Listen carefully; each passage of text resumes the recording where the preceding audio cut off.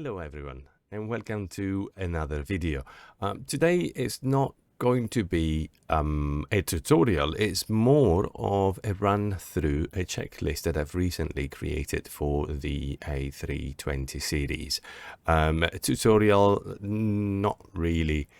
There's no really need to make tutorials for the A320 because there is an incredible amount of fantastic material out there, material that I've used myself to learn the plane in the first place, and mostly from all the real pilots that are there. In terms of YouTube, you have A320 sim pilot, V1 simulations, which have real life experience as pilots of the real thing. So originally I learned most of what I know about the plane with their tutorials, and then last year during lockdown I started a line training on the A320, A320 series, with BAV, so British Airways Virtual, and they have a line training where you need to do a lot of studying. So it was quite a few hundred pages of their FCOM and other material, flight study guide, and so forth and so on. And I did a few months of studying on paper, and then I did a dozen flights supervised by actually 3 different real-world A320 pilots.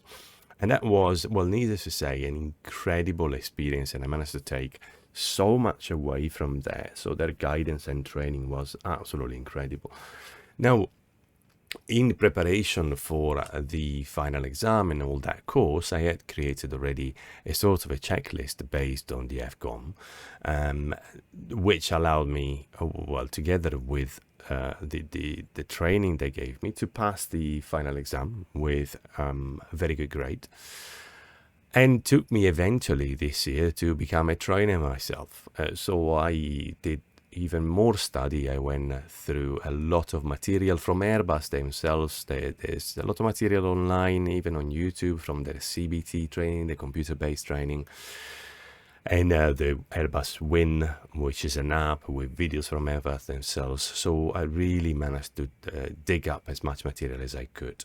The culmination of all of this and all this training was the creation of a checklist.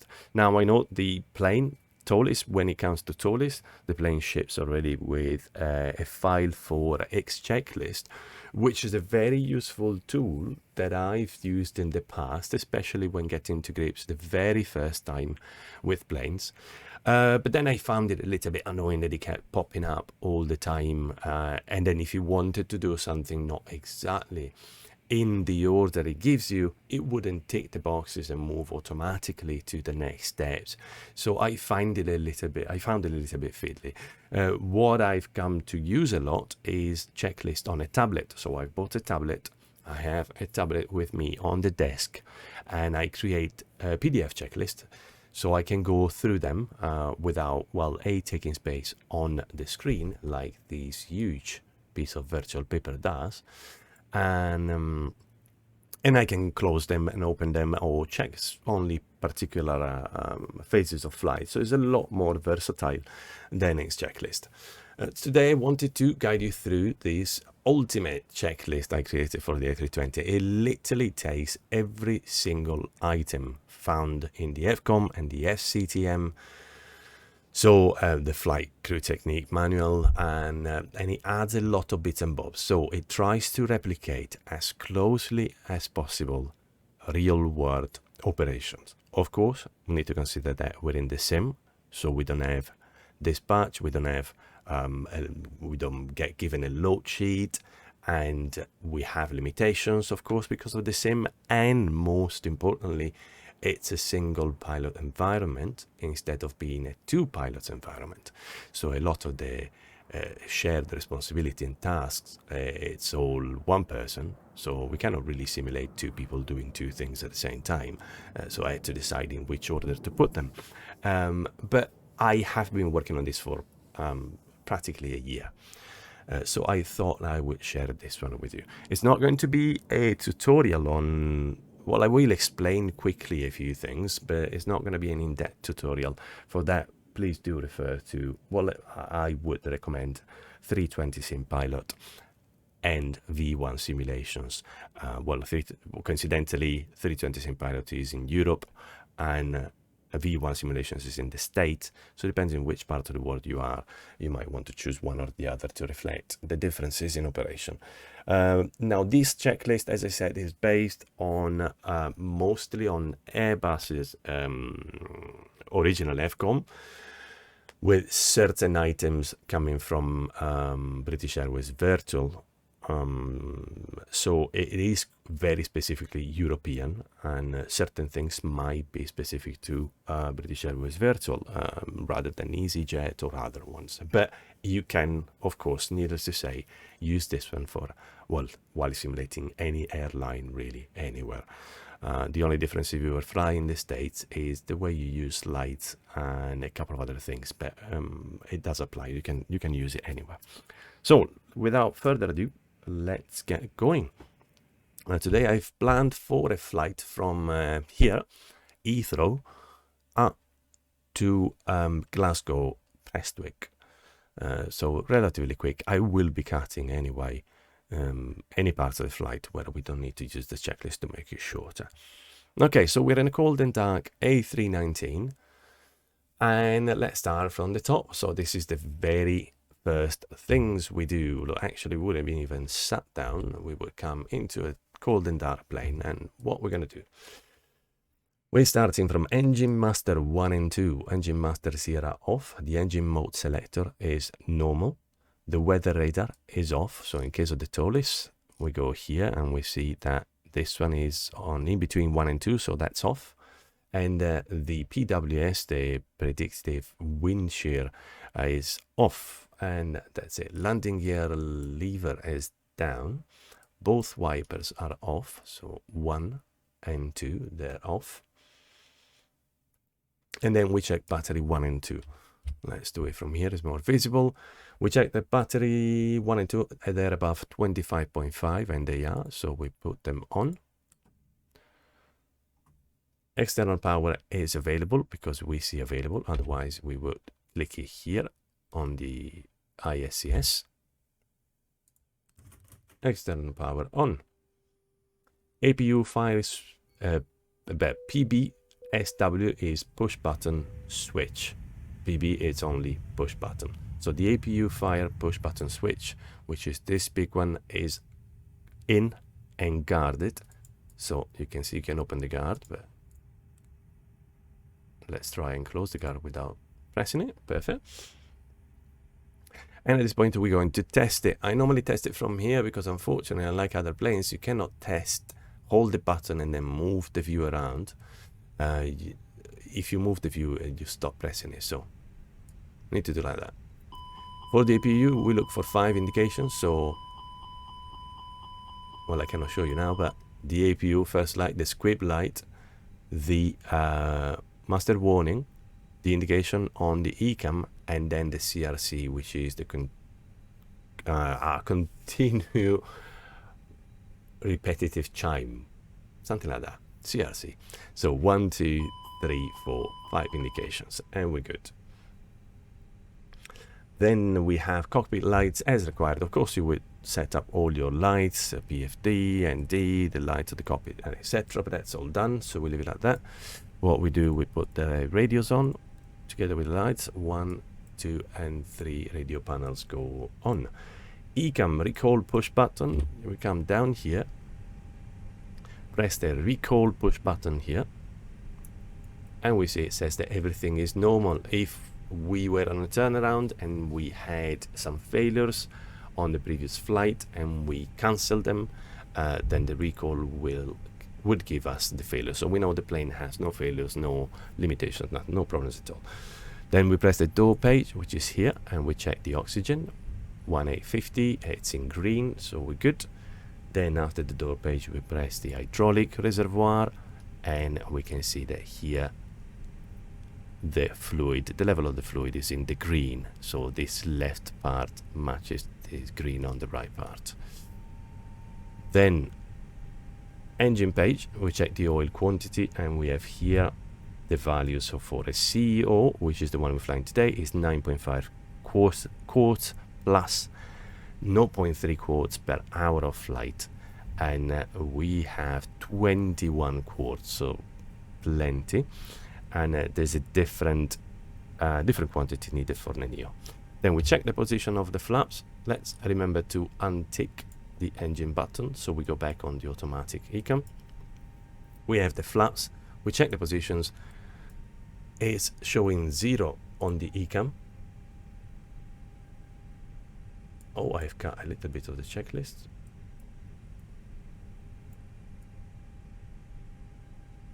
There we go.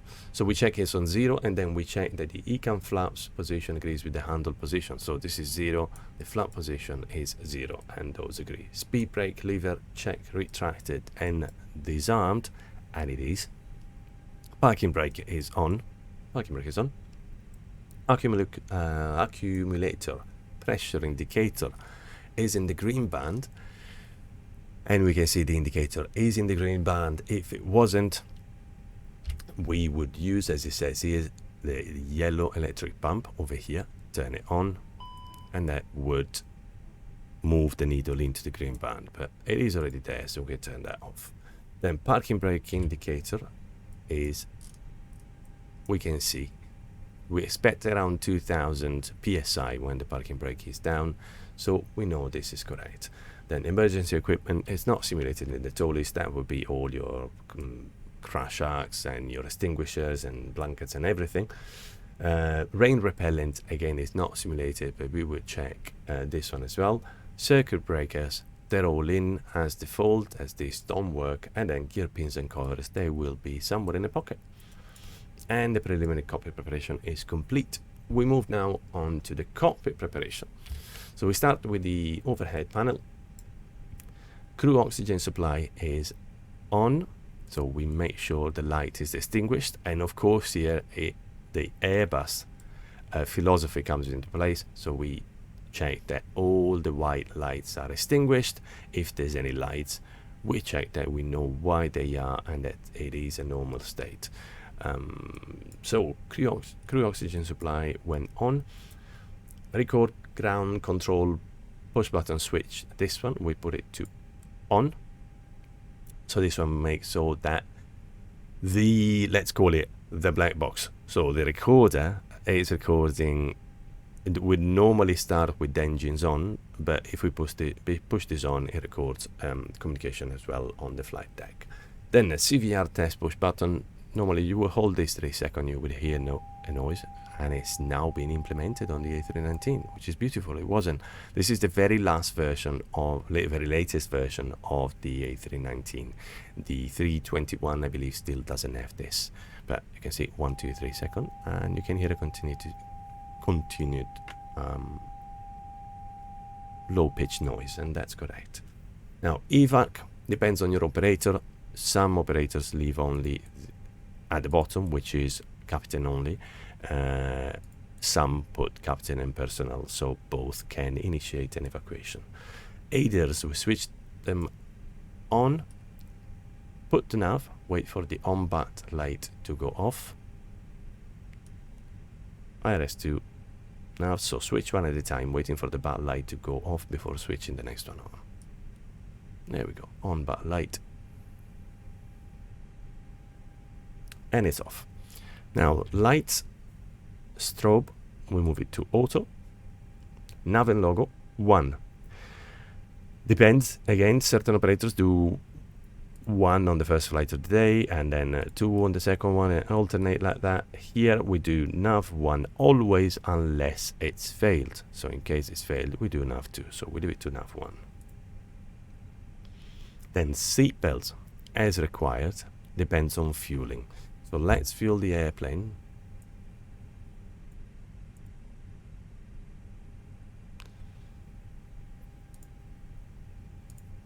Let's see, I have my operational flight plan there. Now we're expecting a zero fuel weight of 54.9. 54.9, and the fuel should be 5554. So let's put 56. not expecting any delays. We're not on VATSIM, so we're not going to hold or anything. 5, 6, and we refuel. So that's done for the moment. So seatbelts on, fueling is complete. So we can put seatbelts on. No smoking goes to auto. Emergency exit is armed. Move it. We move it to armed. Probe window heat push button, we check it's auto. Switch this one, and it is in auto because the light is extinguished, otherwise it would be on. So auto is okay. Landing elevation knob auto. It doesn't tell you it's an auto, but if it's 12 o'clock, it's in auto. Then we have pack flow selector as required. So we would put pack flow, so the air conditioning, let's say, on low if you had for the A319 less than 138 passengers, for the A320 less than 141, for the A321 less than 168. Now we have 141 passengers in an A319, so we'll leave it in normal. And if it was particularly hot, we'll put it high. Electric push button on the ECAM control panel. Press. So what we want to do, we want to pop out our, well, go and press the electric push button, pop out the lower ECAM, then we do a battery test. So what we're going to do, we're going to put, let's say, off the batteries. Then we're going to put them on, and we check that the current charge of the battery is below 60 amps, and it is decreasing. It should be below 60 within 10 seconds. So we press this one and this one. You see, it is already below 60 amp, 14, 12, 10, and etc.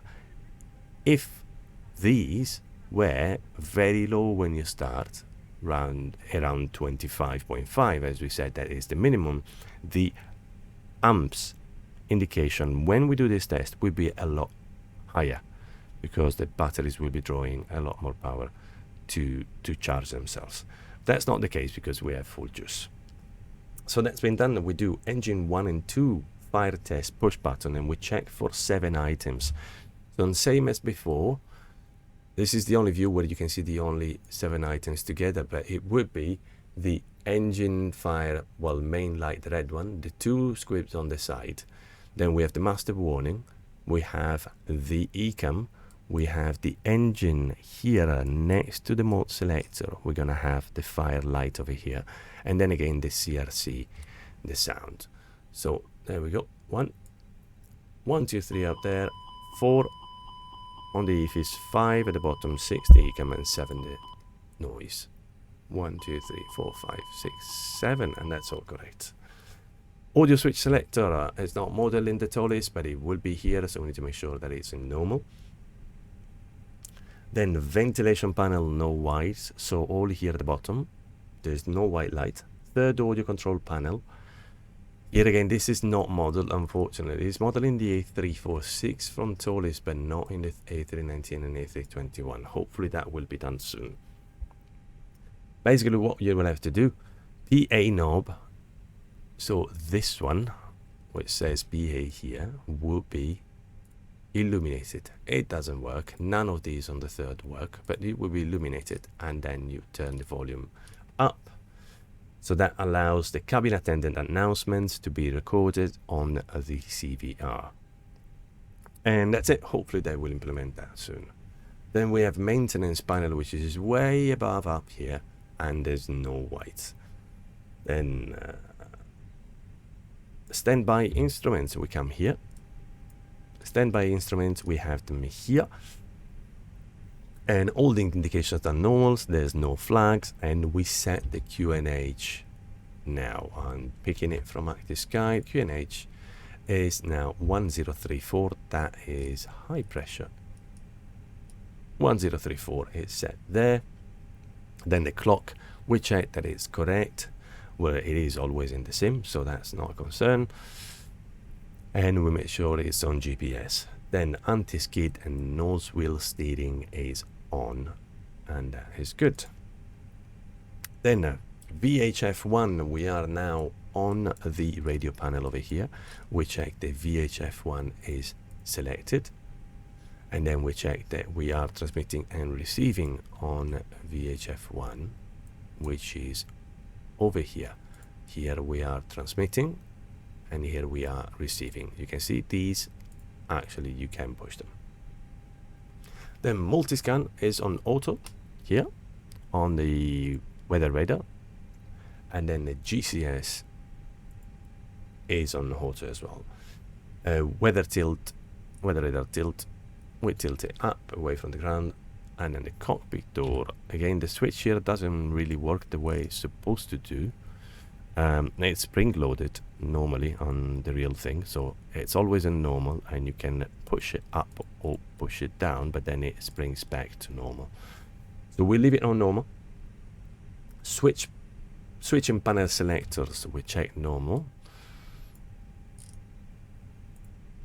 So we're talking about these 4 switches, and they are in normal. Then the thrust lever are on idle. Yes, they are. Engine master switch again is off. Mode selector is normal. Parking brake. Again, we check that these indications are correct. So in the green band and 2000 psi, the parking brake handle is on. Gravity gear extension handle is stored. Transponder is on standby, and it is. Altitude reporting is on, so we turn this on, and the system, we select system 1, and it's correct, and tilt, we tilt above as we will be climbing. Then the radio management panel, which is the RMP, here again we check that it's set correctly, whether you need VHF, in this case it's VHF2 of course, because on the F4 side, and then we would check what we use over here. Then after that, airfield data. So we obtain the airfield data, so we check our 80s, and I'm collecting it from Arctic Sky, which you cannot see, but I have on a separate window. Then acres is started, so if, well, in the real thing you will start the actual acre system. In our case, we use it to check that we have any acre system from a VA that we're flying potentially on. And then we go on to setting up the FMGS. So let's pop it up so we don't have the mouse lag there. There we go, we start with data.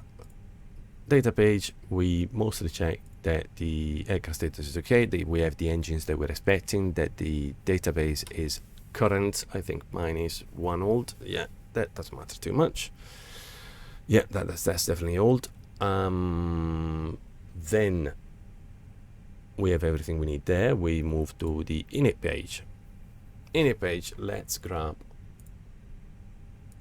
our plan. So today we're flying Echo Golf Lima Lima 2, Echo Golf Papa Kilo, and we put it in there. I have it already preloaded, so I can just insert it. If you want to see a tutorial on the MCDU, the MCDU, how to enter everything, again, you can go and find one from V1 Simulation or 320 Sim Pilot to guide you through the whole process, while I have my SimBrief plans already uploaded directly, pretty much like in the real thing. You wouldn't enter manually the route. Everything would be loaded from your company. So we then enter the alternate, which is Manchester Echo Golf Charlie Charlie. Flight number is going to be a very fictional BAW358. Cost index is going to be 08. Cruise level 380.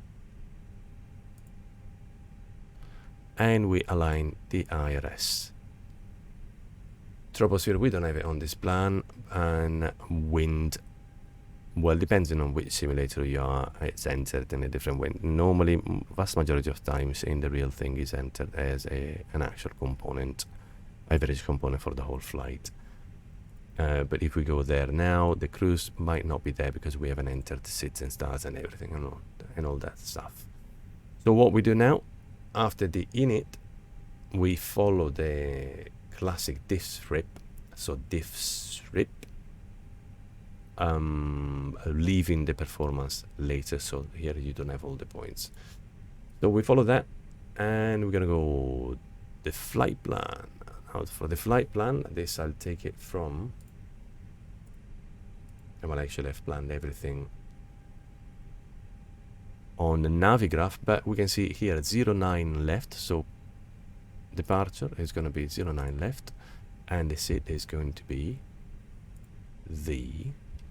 well, we can actually take it from roundabout page 6.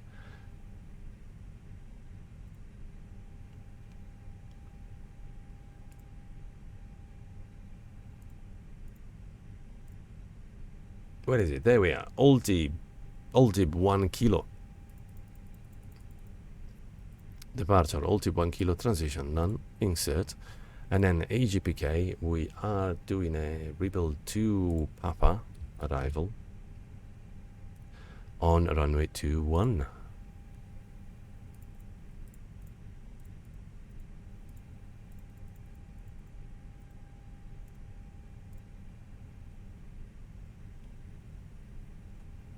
That changed recently. When I originally planned it, it was runway 12. So what we'll do, we'll stick to 12.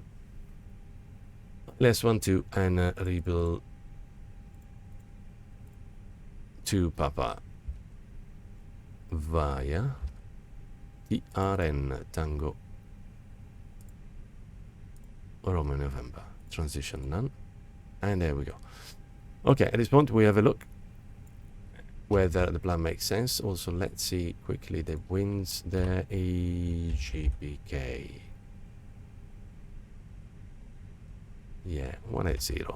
180 at 9. So, yeah, actually, runway 12 makes more sense. Perfect. So, we put the ND on plan. 20 miles should be good. Load the plan and scroll through it. No discontinuities, everything makes sense. Yeah, that's all good. Perfect. It says a distance of 330. On the plan it says 336. So that's all correct. Now we have a flight plan. We go secondary flight plan now. And we do copy the active. And then we go and modify it. Pick up a couple of points down the road. And then we do a lateral revision, and destination we pop in coming back to Heathrow. We are departing from runway 09 left, so we would be coming back. So we go and click on the destination, we do arrival, so we will be coming back on the 09 right, no star, no via, no transition, insert. Then secondary flight plan again, performance. We go and get our approach performance, check the weather here, and we have altimeter 1034. The temperature is 4 degrees and the wind is variable at 0 knots, so we put 0. No, variables at 4 knots, so 0 at 4 knots. There we go. The MDA for a return onto Heathrow will be for the ILS 09 right, an NDA of 275. So we chuck 275 there we go. In case of go around, thrust reduction acceleration, I am using, instead of the default tool is 1500, I'm using 1000, so that would be 1080. There we go. And engine out. Acceleration would be the missed approach. Altitude from the charts, let's see. Yeah, well, actually I better show you here. Not AGCC, that's the alternate AGLL, and we have the approach 09 right. So these are the value. So 1,000 feet above the airport elevation, 1,080, and then the missed approach 3,000 into the engine out acceleration. And there we have it. So that's all done. So second effort plan is done. Diffs rep. The next one is RADNAV. If we want to, we could hard tune anything that we need for the departure. So let's see. We are using today. Let's get our charts in order. So airport chart, and then the departure, which is going to be Ulti 1K, did we say? Yeah, Ulti 1K. So if we wanted, and if we had any nav aids, we could hard tune them here. Let's do that just to show. London. There we go. And we hard tune it, so we can show how to detune them later on. Perfect, that's all done. At this point, well, we can do the prog page actually whilst we're here and put just the return, since we just spoke about that, and it's fresh EGLL 09 right, and we put it in there. Optimal flight plan is 366. We are planning a 380, and that's close enough. Well, in this case you would probably start from 360 and do a step climb, but we're okay with 380. Boom. Now, at this point, the first part of programming the Mech2 is done. We need only the critical data, but we would do that later on, waiting for our load sheets and etc. Now, QNH on EFIS set. So the EFIS is this panel over here and this panel over here. We'll check the same as we had before. 1034. Checking the 8 is still the same. So 1034. While doing that, we also check that the elevation shown on the PFD makes sense. So we said on the chart, we know that the elevation of the airport is 80, 83, and we check here, and is showing 80, so that's correct. FD, we check that they're on. Flight director 1 and 2, they're on. LS, this is the ILS. We need it only in case of very, very low visibility, if we needed to take off following the ILS indication on the PFD, but we don't. Constraint, we put it on, so we can see all the constraints on the procedure.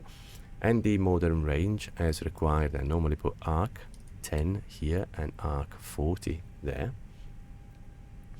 Then I've lost it.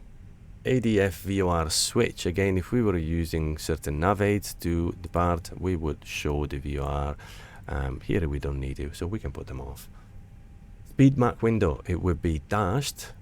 It should be dashed, but it will be 100 until the perf page is completed, of course, because we haven't calculated the speeds yet, so it doesn't know. Heading window dashed, and it is. And the alt window, initial cleared altitude. For this, well, we are around Heathrow, so it will always be 6,000, so we can put 6,000.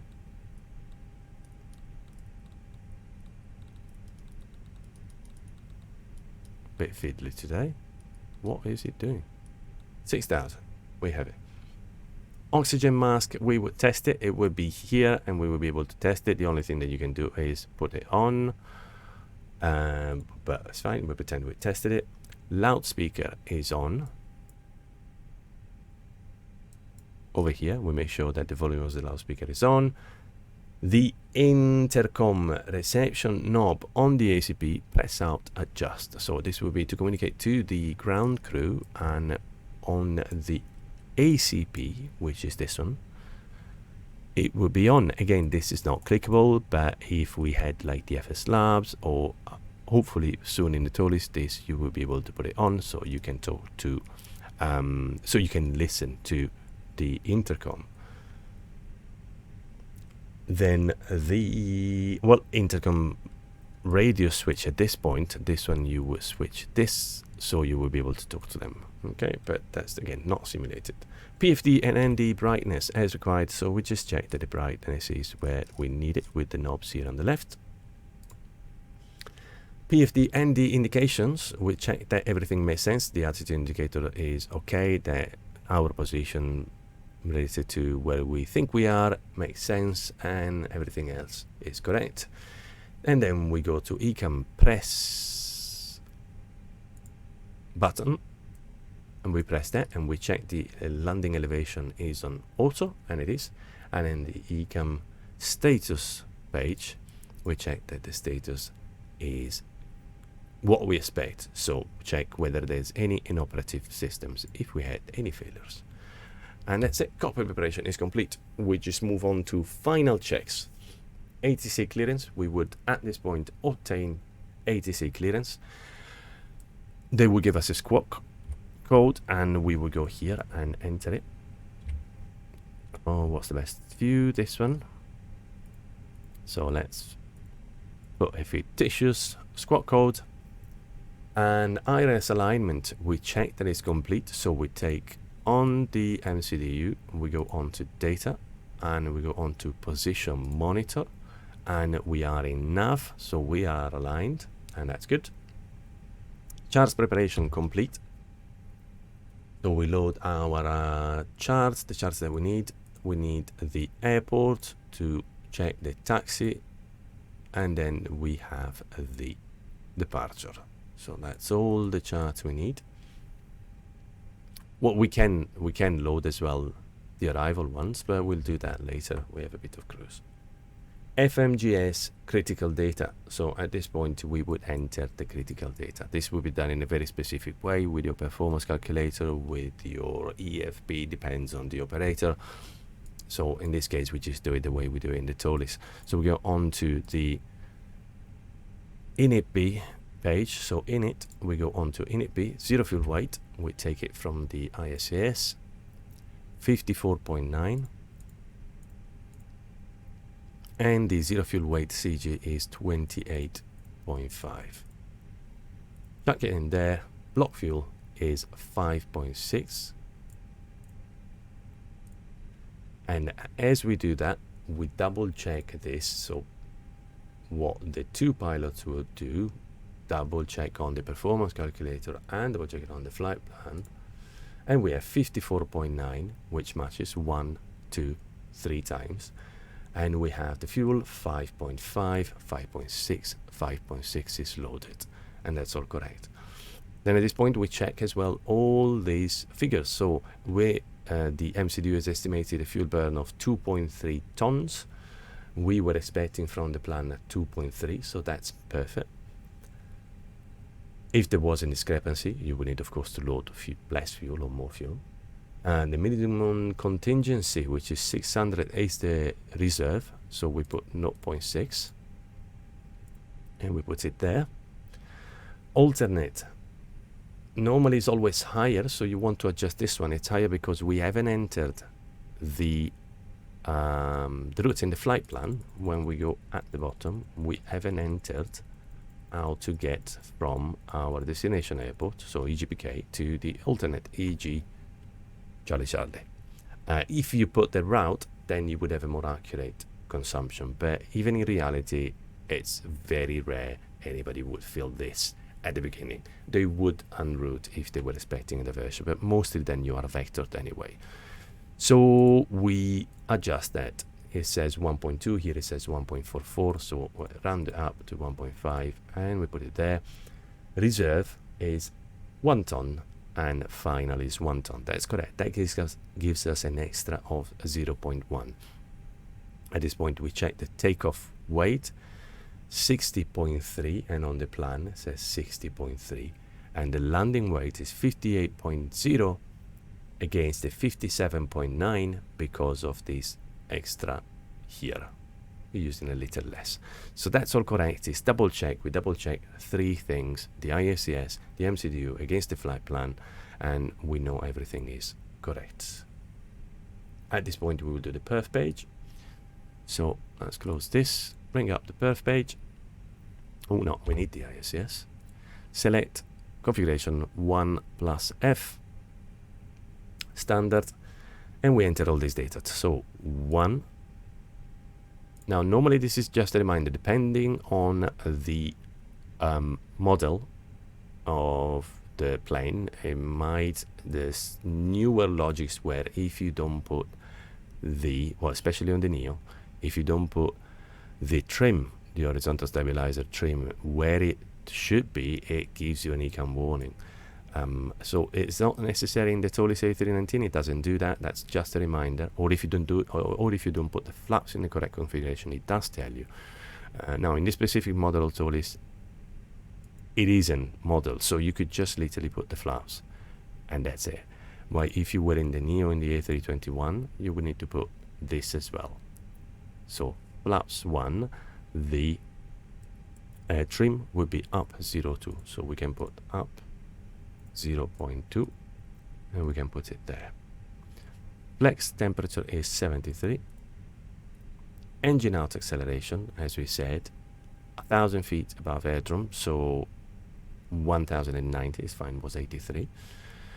V1 134,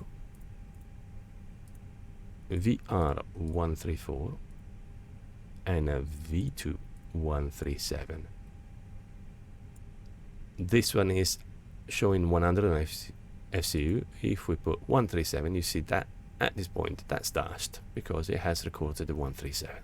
Transition altitude is 6,000. We can find it here.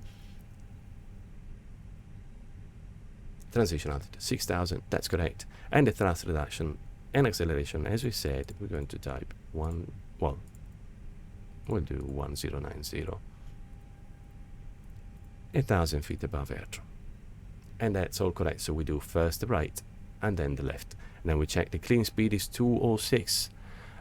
This is not exactly like the performance calculator. The real performance calculator will give you as well the clean speed, and you would check the clean speed is the same as that. But at this point we just trust Tolis. That's it. So the critical data has been entered and we can start the APU.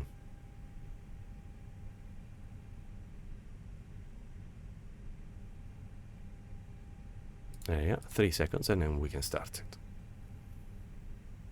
1 minute loadless. So that means that we leave it with external power on for a while until it starts. Now it's not available yet, so we're going to switch now anyway. We need to wait for this light to go on to avail.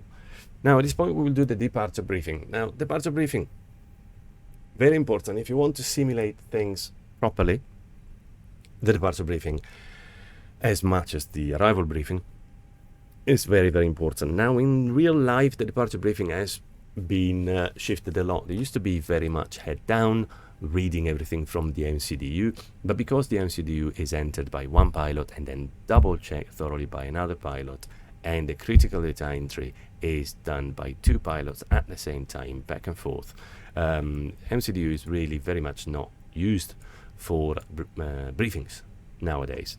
The very big stress on the briefing is about threats.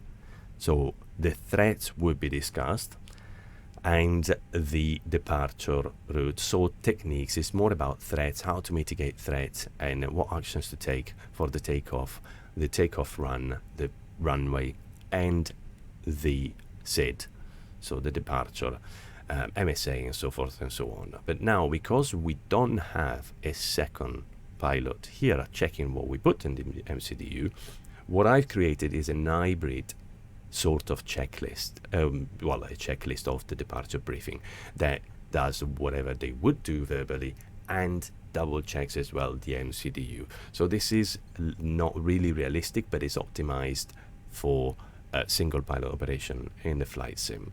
So we will discuss the threats. First point, nowadays, no particular threat. Threats at Heathrow, well, threats could be a very low visibility, it could be icing, it could be a lot of traffic. Well, we are at Heathrow, so normally taxiing would be a threat at Heathrow, especially if we were going to runway 27 right, where everybody piles up at the end, hotspots on that way, and so forth and so on. Or we could have in-op systems that we need to mitigate, or we could be on our 4th flight of the day and be very tired. But we don't have any threats for today. Mail items, again, it's a sim. There's no mail items for the plane. There's no NOTAMs that are applicable in the sim.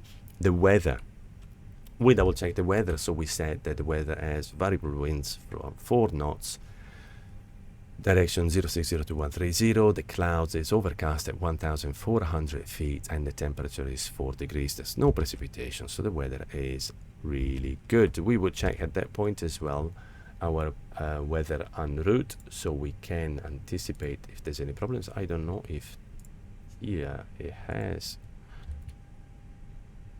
generated the weather. Yes, it has.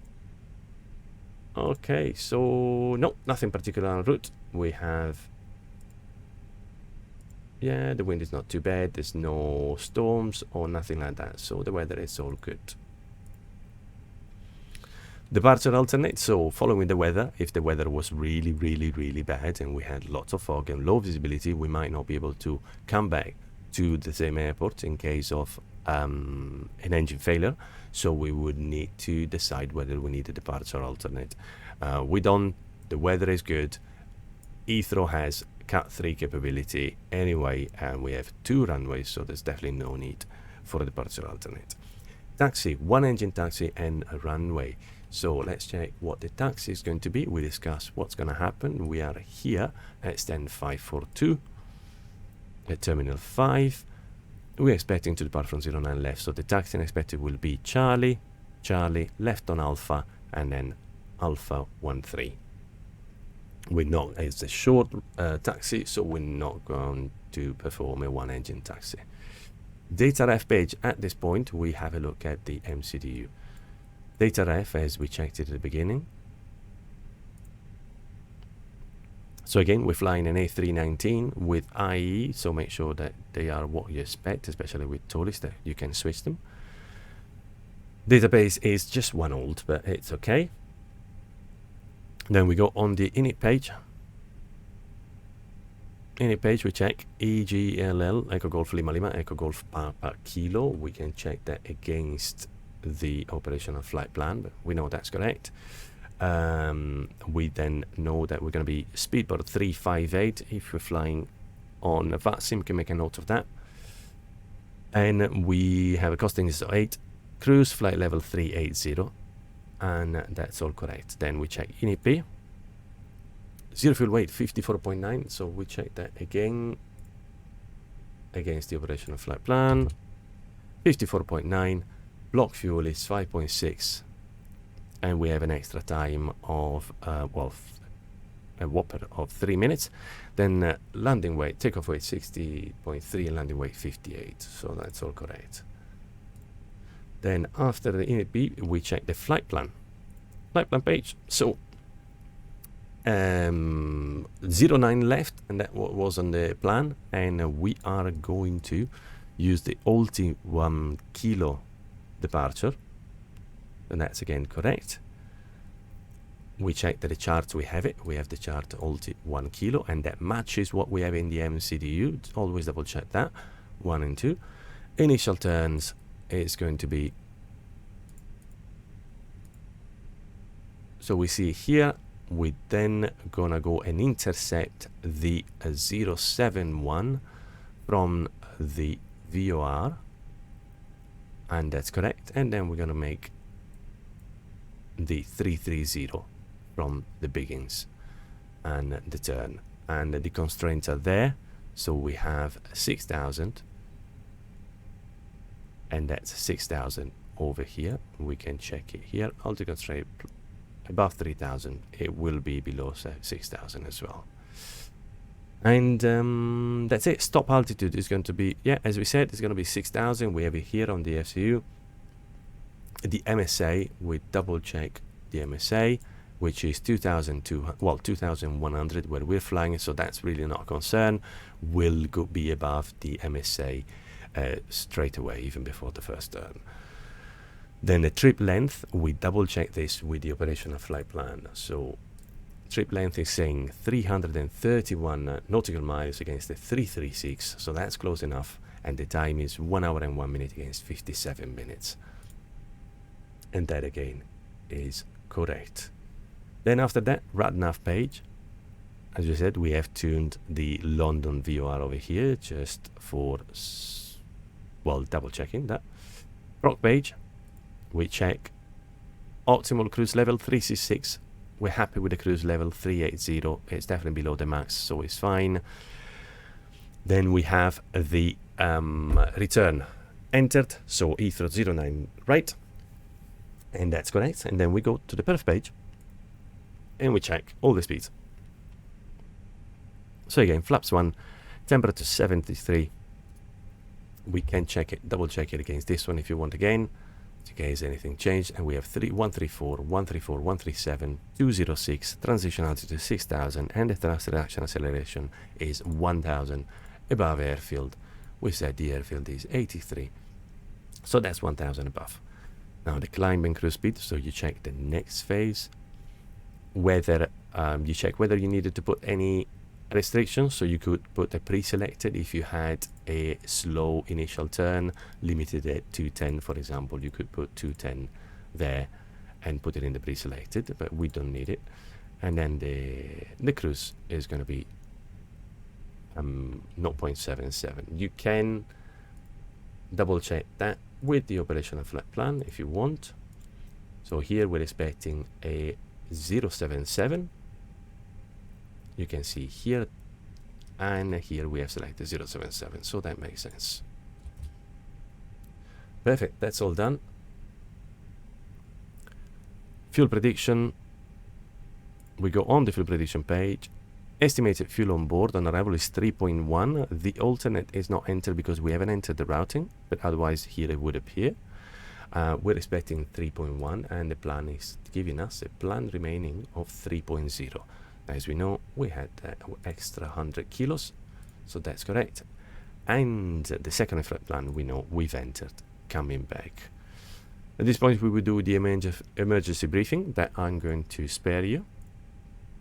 But it is extremely important, and even in the sim, it's important to do it every now and then because you know the action. So the emergency briefing, try to look at online. It's normally a fairly standard speech, and it just tells you what you're gonna do. So if we have any problems up to the runway, we stop for anything. If we have any problems up to V1, we can reject. After V1, we don't reject. We climb, put the gear up until 400, how to deal with the ECAM, what actions to take, how to come back, and etc.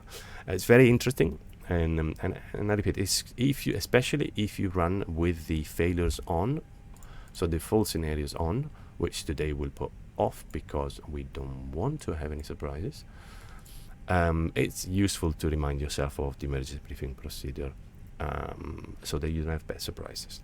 At this point, we finished that. 1 minute has definitely gone and passed, and we can put the APU bleed on.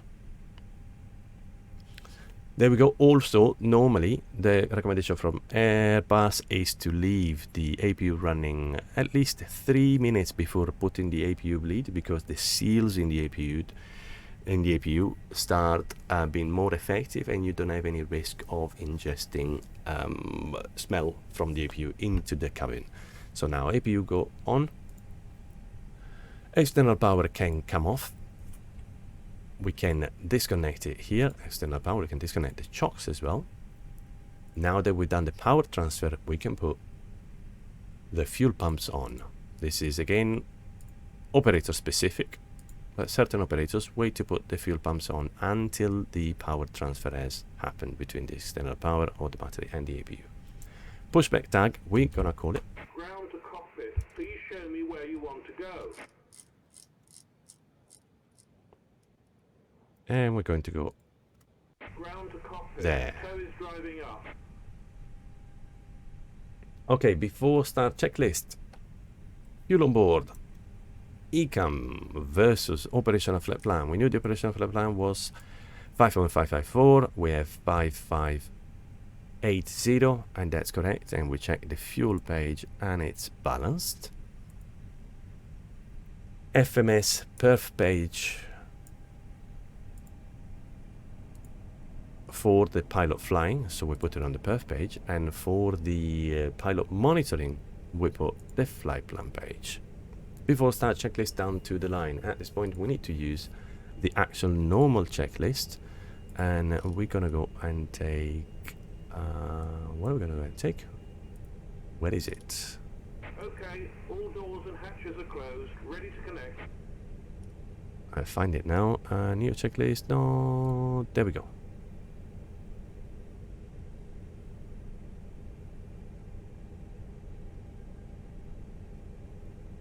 Camera takeoff, no blue, yeah, that's the correct one. Normal checklist.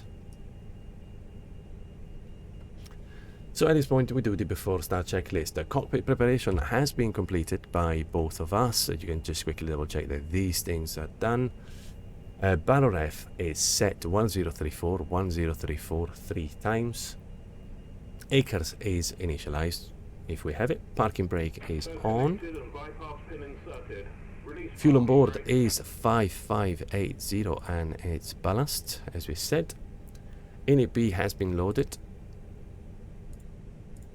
There we go.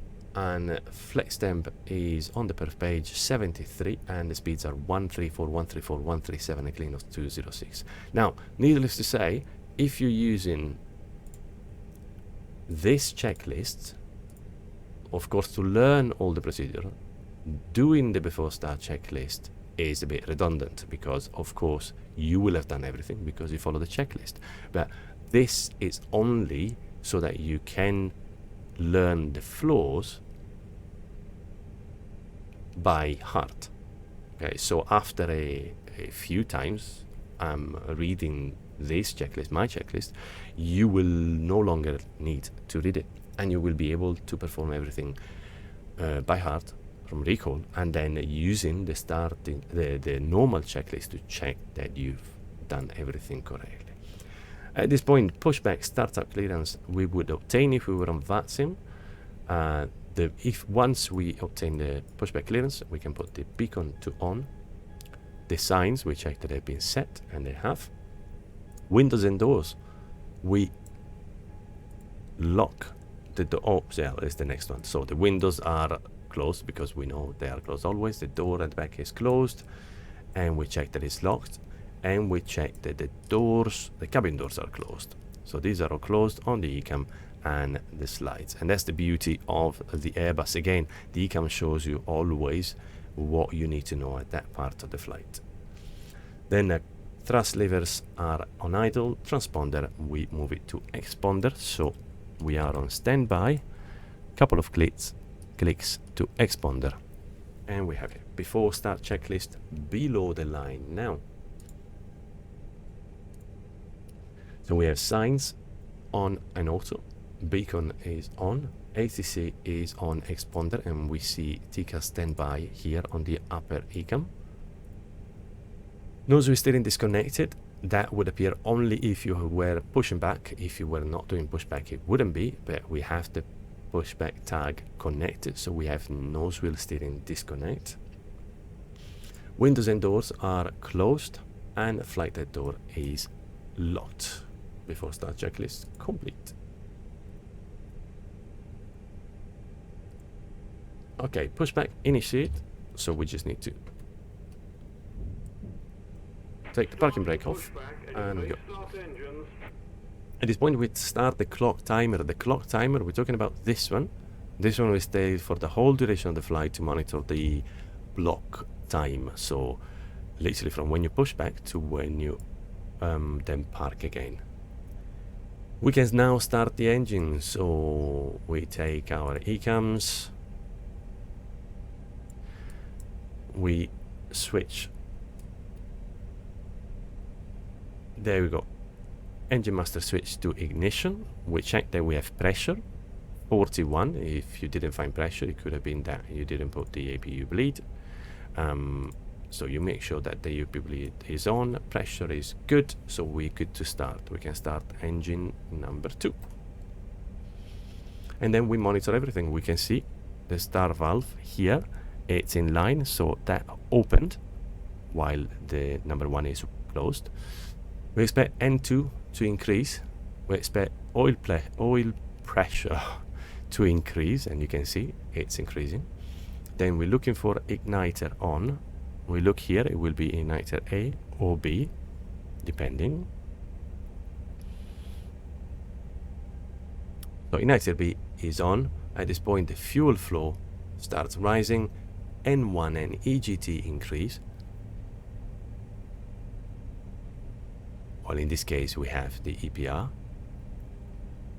and the EGT is increasing, i.e. we stay around 400, and then the starter valve is closed, and we have idle parameters as normal. So around 400, around 60% N2, and around 20 the N1 over here. Okay, we see available, so that's all good. That's a good start, and we can start engine number 1. Starter valve is now open, N2 is increasing. In the real thing, you will start the chrono as well once you start the engine, because any engine has a specific time within it should be on. Let's say within 1 minute you should be on, and if it overruns that, then you have a problem. In the sim, it doesn't exist, so it cannot fail, so we normally don't use it. Set the parking brake. There we are. We have now N1 starting to increase, EGT increasing, oil pressure is good.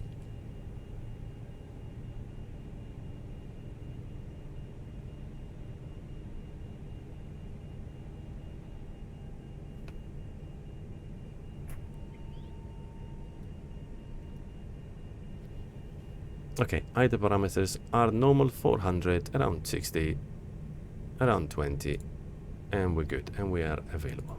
Perfect. At this point, once both engines are on, we start the chrono. So we had it run, you see, within 1 minute, engine is on, we reset, and we start it again.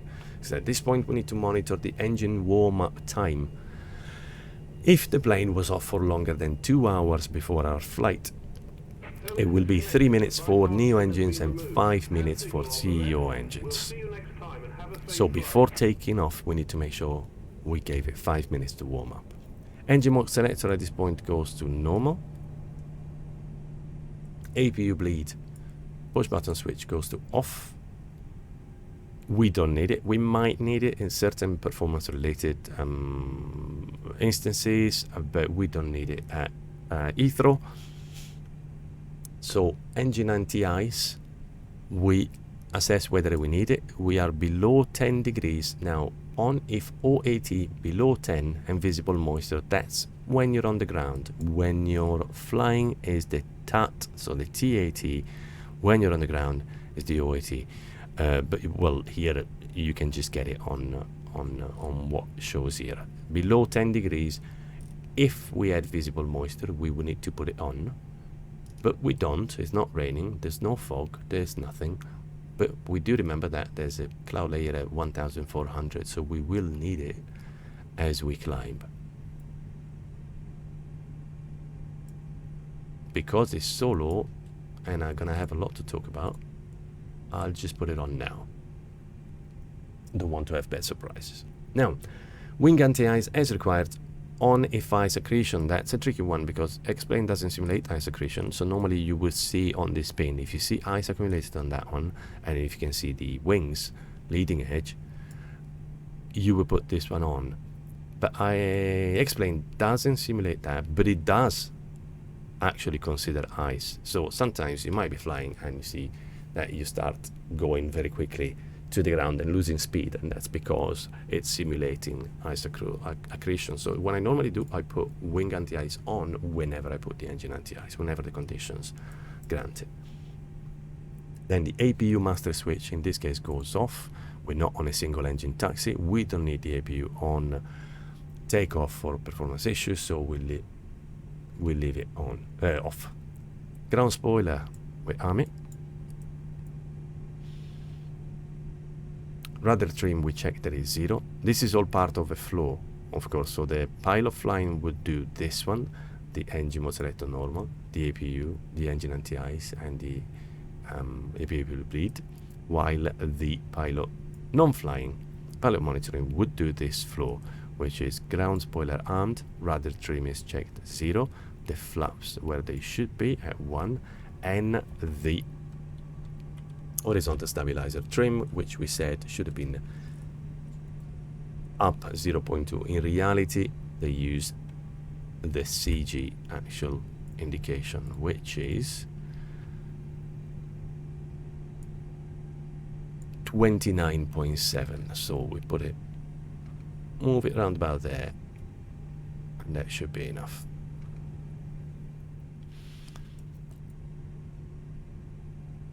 There we go. Pitch trim hand wheel has been set. ECAM door page, we check that the slides are armed, and they are. And nose wheel steering disconnect memo, we check that that's gone. It's no longer displayed. Here we're showing ignition because we have the engine anti-ice. Even though we switch the ignition off, it's automatically goes to on when you have the engine anti-ice. Perfect. After start checklist. There we go. After start, ground crew clearance is seen. It was on the right, waving no, on the left, waving the little pin. We should have paid attention to that, but we're fine. Anti-ice is on. Flaps. The check for the flaps is always the same. So to the call flaps, we respond to config 1+F green, as we read in the ECAM, and then we check on the MCDU 1 blue. So config 1+F green, 1 blue. There we go. APU is off. Yellow electric pump is off because we're now doing a single engine taxi. ECAM status is checked, and we have everything we expect. So after start checklist complete. At this point, we would obtain our taxi clearance from ATC and start taxiing. The nose light would come on to taxi, the runway turn off to on, the parking brake handle goes to off, and we check. You can see the parking brake pressure there is 2000.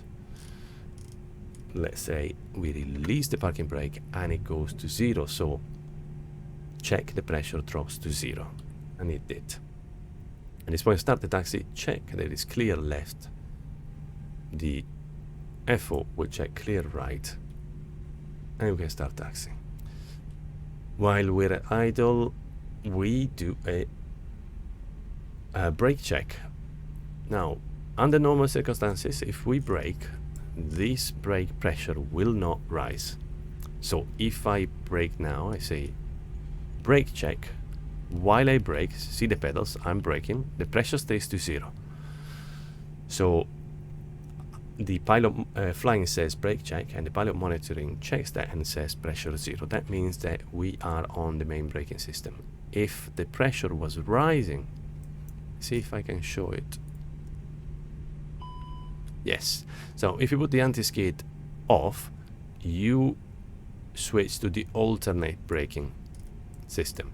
At that point, if you brake, the brake pressure rises, and that's abnormal and it shouldn't happen. That's it. Now we do a flight controls check. Again, Airbus is very smart, so if you start moving the flight controls, it switches automatically to that page. So the pilot monitoring would be moving the flight controls, and the pilot monitoring would be checking that it's correct. So I do that, and the pilot monitoring says full up, full down, neutral, then full left, full right, neutral, then rudder,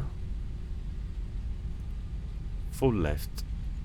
Oh, my disconnect. Okay, full left, full right, neutral. You need to bind something to the this button over here, which is normally used to disconnect the nose wheel steering from the rudder when you're doing the rudder check. At this point, we keep our speed in check. We can put the radar on. We are away from the apron. We're not pointing at any personnel, so it's safe now to put the weather radar on. So we put it on system 1, PWS to auto. TCAS mode selector, we can put it to TARA. Again, certain airlines, certain operators, certain parts of the world, different procedures. You might have to do it when you're on just at the runway, but we can do it here. Now we check. Also, normally we would be pre-planning. We knew we were taking a second left. To announce that we're taking a second left onto Alpha, which is what we planned in the briefing. So we know we're doing the right thing.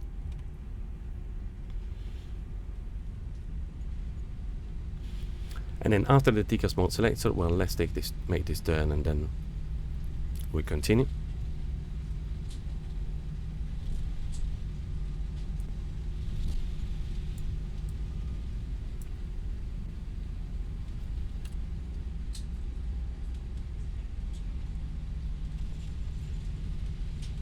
I haven't flown the A319 in a very long time. Tend to overshoot all the turns. I wanted to check this latest update. Now auto brake max push button switch on, which is here, and terrain and on D.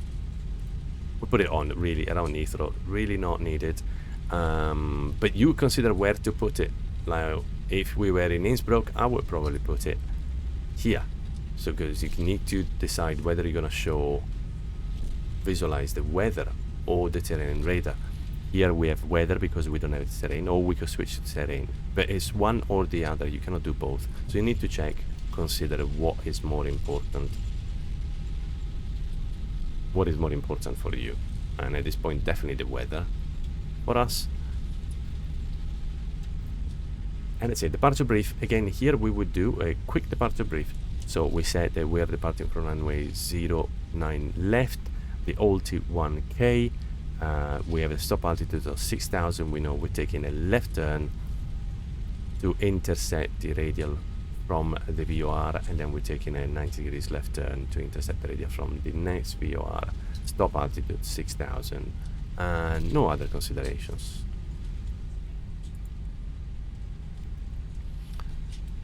Okay, we'll stop here just before the solid line. Now, this was a short taxi, and I wanted to taxi as well a few turns, so I wouldn't do that. But normally you would do the before takeoff checklist down to the line as you are taxiing. If you have a good straight and long taxiing, you can do that, because in reality you will be doing that as you taxi. Because if you arrive here and they clear you and you're on VATSIM, you don't want to have to do the before takeoff checklist now, because you will be wasting time. When they give you the clearance to depart, to take off, you really want to get on the runway and take off straight away, otherwise you'll be upsetting a number of people. So normally the before takeoff checklist down to the line, you would do it as you're taxiing. Now, flight controls have been checked.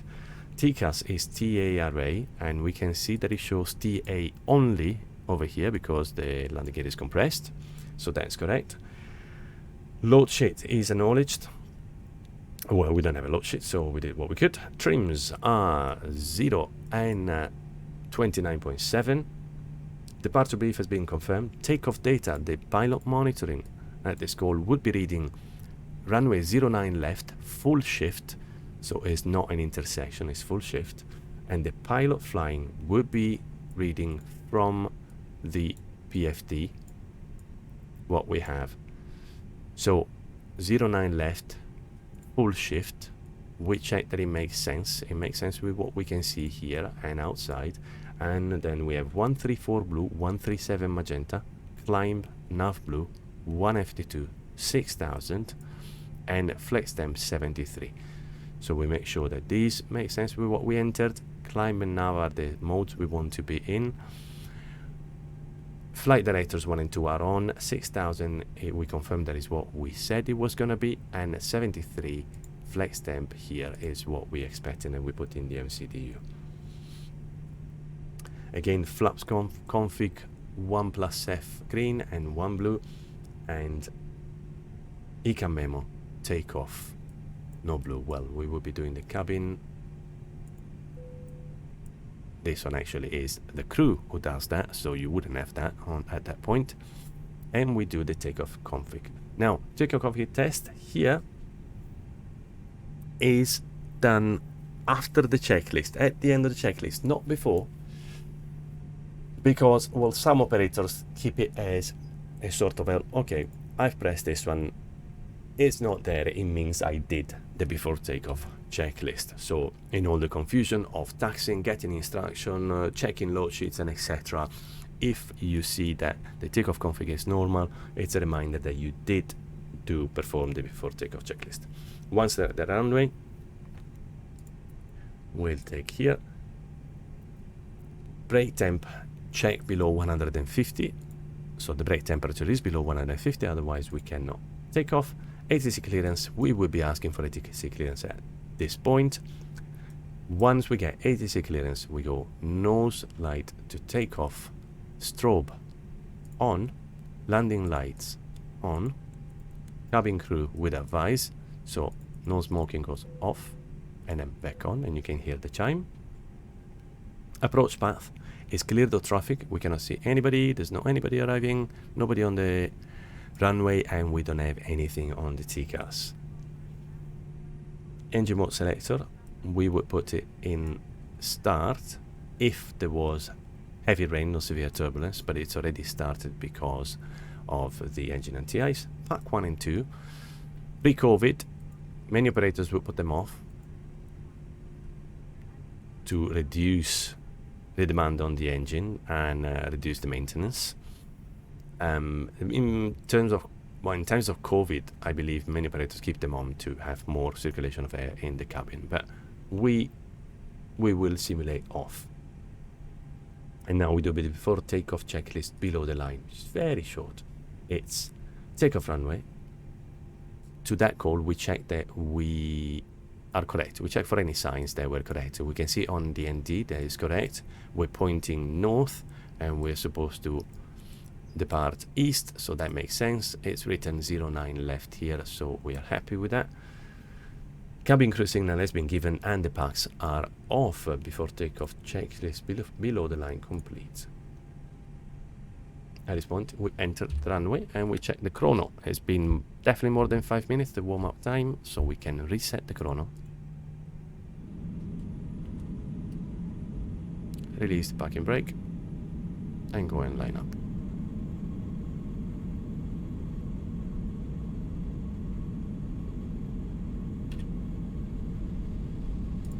Just in case anything weird happens. Save the situation.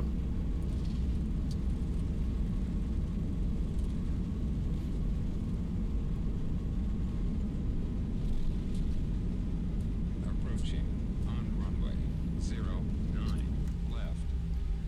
There we go. We're lined up. And we'll land. What we're gonna do, we're gonna stabilize the engine at 1.05 because we are on the IE engines, otherwise it would be 50% on Neo and the CFM. Thrust lever will go to flex or toga. Today we'll go to flex and we'll announce takeoff. We'll start the chrono. We then keep the side stick down around half travel, so this is your indicator of the side stick, so we'll put it down until 80 knots. We announce the FMA, so what we expect, the mode here engaged. We'll announce thrust set, it needs to be set by 80 knots, so we check that over here, the EPR indicator here will be the same as what we preset here. And then we will announce 100 knots. Well, in reality you do it because you check that both captain and FO speed is the same, otherwise you might have a problem of speed unreliable, but I don't think it's more simulated as a failure in TOLIS. Now rotate, positive line, gear up, and etc. Okay, so let's do that. Stabilize. Well, getting 1.5 on these is a bit tricky. Okay, let's go. Take off. Manflex 73 SRS, auto thrust blue, runway. Finally, we start the chrono. 80 knots. We start easing the pressure down on the side stick. 100 knots. Checked. Keep the center line. V1. Rotate and take off. There we go. We have positive climb there on the radial altimeter. We can go gear up, gear up.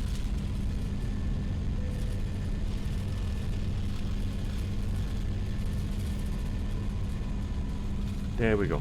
And as low as 100 feet above ground, we can engage the autopilot. So we go autopilot, autopilot 1. It's flashing lever climb, but we have a negative speed trend, so the yellow arrow was pointing down, so we wait until it's positive, and at this point we put the thrust lever onto climb. We have thrust climb, auto thrust is now active. When the thrust climb goes on, we put pack 1 back on, wait for S speed to come up. The way we enunciate the FMA is everything that has a white box around it means that's just changed. So every time there's a white box around something, we read it and check that it's correct. Above S speed, we go flaps 0. Oh, there's a mistake. Flaps up is a Boeingism. That's something you say in Boeing. On Airbus, you say flaps 0. Pack 2, at this point, goes on. There's 10 seconds between the packs, but it's done like that. One on after the thrust climb and one on after the flaps up, just as a reminder to give you an indication, something you can remember. Ground spoiler at this point, after the flaps have been put up, we can put the ground spoilers. Oh, first we need to do one thing. 4,000 feet, we pull and we decrease the vertical speed. That's what is here. So this has happened all a little bit too fast. At 2,000 feet from your assigned altitude, you decrease your vertical speed, because normally, especially the 319, bolts up, while you want to open the vertical speed, reduce to 1,500, and 1,000 feet for your assigned altitude, you reduce it further to 1,000 feet. And that's mostly to avoid TCAS being upset. Okay, so let's take again ground spoiler, we disarm them. ATC we will contact and tell them what we're at. All lights at this point can go off in Europe. No, sorry. I was reading checklist while pressing buttons. The strobe definitely does not go off.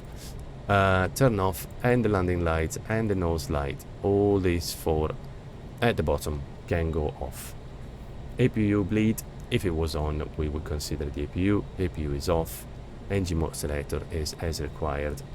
Anti-ice, we are out of the clouds now, so we can also put the anti-ice off.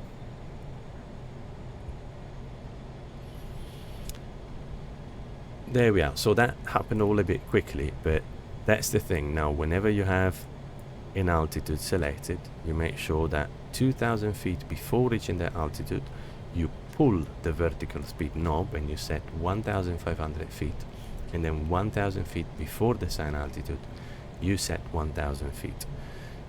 Because otherwise, especially on the 319, you can get there way too quickly. Now, after a takeoff climb checklist, now landing gear is up. It's up. ECAM is checked. Down to the line is complete. And then below the line is after we climb above the transition altitude. So the transition altitude here is 6,000.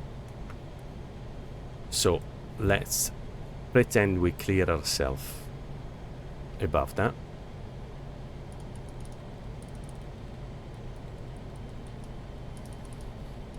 Now, of course, this is an Airbus, so if we pull, or if we push and put it into managed,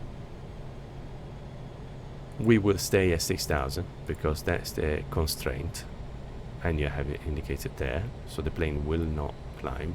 We need to put it onto open climb, and at this point we're going to climb to 38,000 feet. So because it's above the transition altitude, we put everything to standard and we read the FMA. That's gone away, but it's open climb, and we have Alt Blue 380 and we have the standard set. So whenever we change the mode again, we check the armed mode. So the active is open climb, the arm is Alt Blue, and the flight level 380.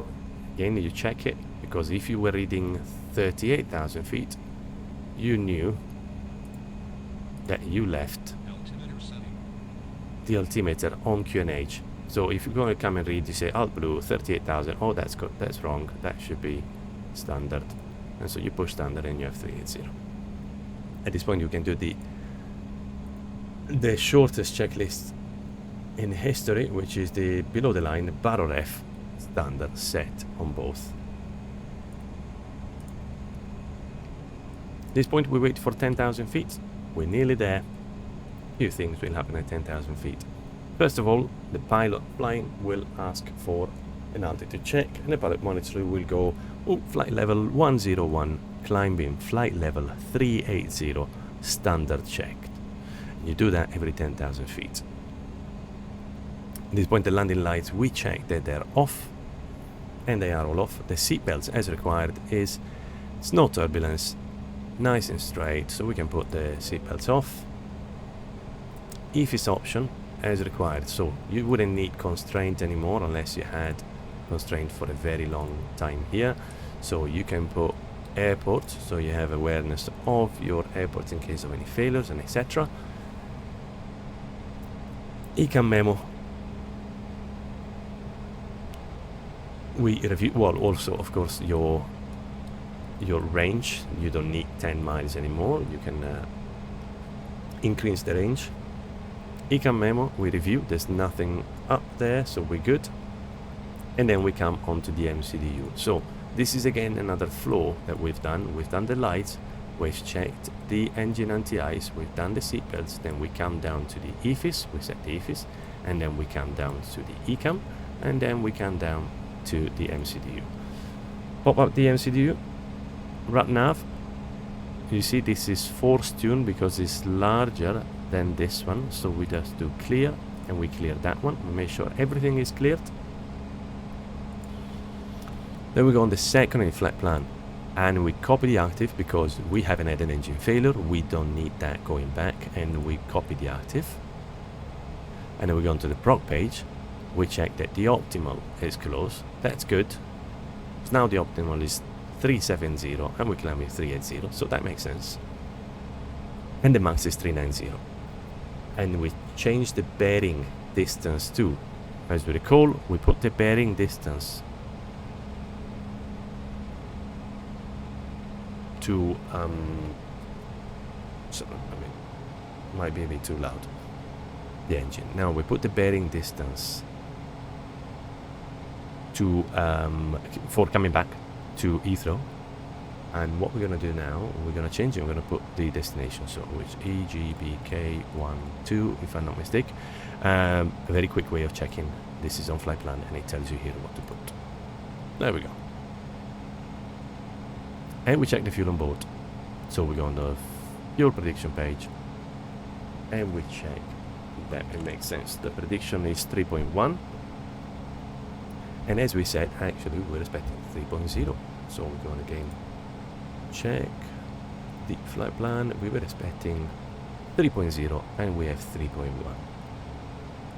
so we're good with that. Perfect. Nothing else for the climb. We can do the next altitude check at 20,000. Oh, 200.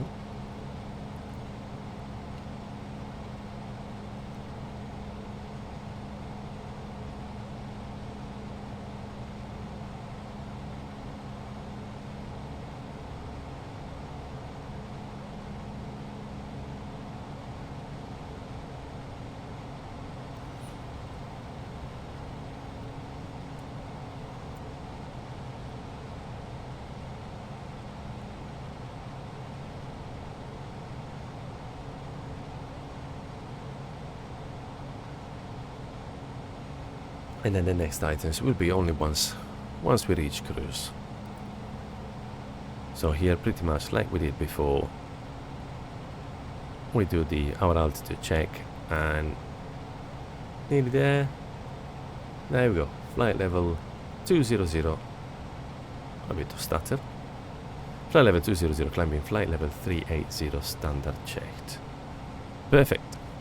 I'll now pause the video and see you when we are nearly up there at the cruise level. See you in a minute. Okay, here we are back, nearly in cruise. The cruise is going to be very short and we need to pack a few things, so we might want to start a little earlier.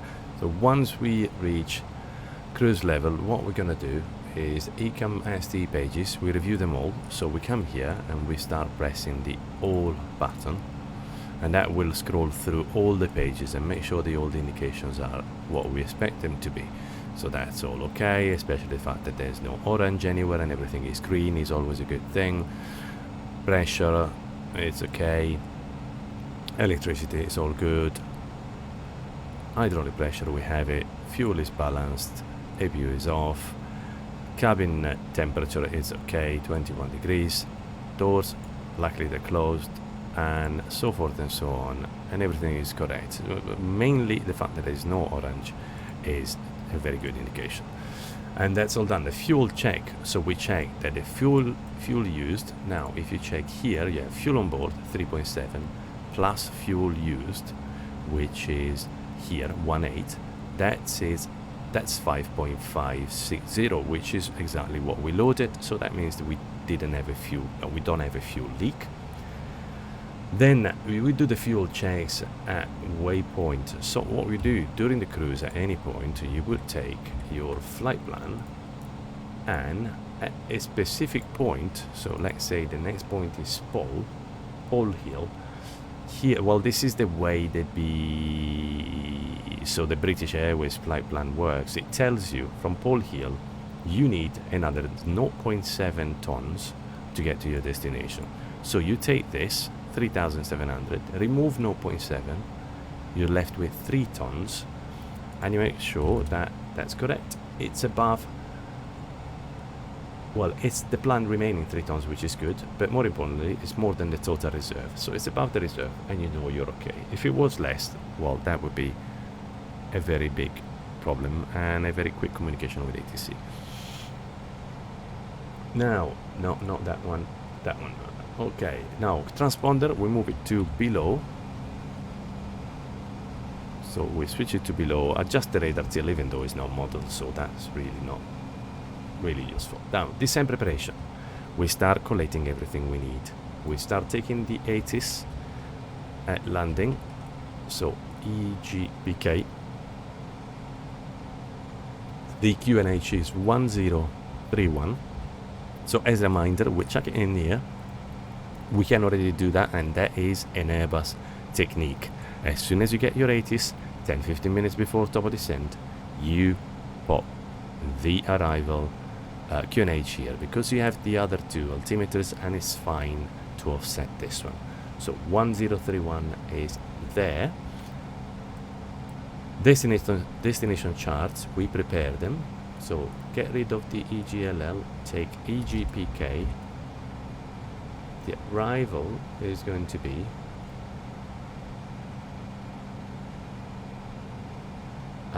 as we said, the Rebel to Papa, and we have it there on the FNC. So Rebel to Papa.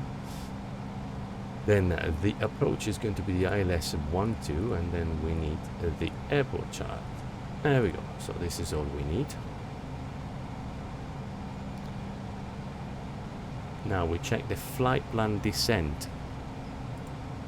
Well, this one is listed after. Now I should have done actually a cruise level, a lower cruise level, to give us more in cruise, but I haven't. So we're gonna have to do a little bit. Ideally, all the preparation will be done before top of descent, the briefing and everything, because of course you might want to change your star, and you want to know if you need to do it before top of descent, because that could change where your top of descent is. Okay, so ideally you give yourself enough time to do all this. If you didn't, now I just went to make myself a cup of tea, but if you didn't have enough time in cruise, you could do it while you're climbing. Okay, so now what we're going to do, we are going to do first filling up. No, it's fine, it's okay. Let's keep doing the checklist so we don't get confused. Landing performance, compute. If you have a landing performance calculator, you can compute the performance. Now, I normally don't use it unless I know I'm going to be in trouble. The runway is 3,000 meters, so I know I can land no matter what, so I don't bother opening the performance calculator. Flight plan descent, we check the charts against the ND path and the MCDU. So what we do, we pop that up and we check that once we put on flight plan and plan, this makes sense. So we have Ribble, which we're about to get to. Then we have Nelsa. Sorry, not Nelsa, then Ribble, and then Niska, which is here, perfect. And then we have ASLIP with a constraint of 260, and 260 is here. Then we have ENIP at flight level 200. And then we have Foxstar at flight level 70 and speed 210, that's correct. And then we have Turnberry, still at 7000 and 210. And then we turn around to intercept the 342. And then we have the center fix. And that's all correct. Now, and I have to switch back to plan because we're about to start the descent, and then we'll have a look again at that. Descent wind page here, never really use it in the toll list. I don't know if it makes any difference to the predictions. Doesn't seem to be that accurate, but depending on the add-on you have, you might want to check the descent wind page, which is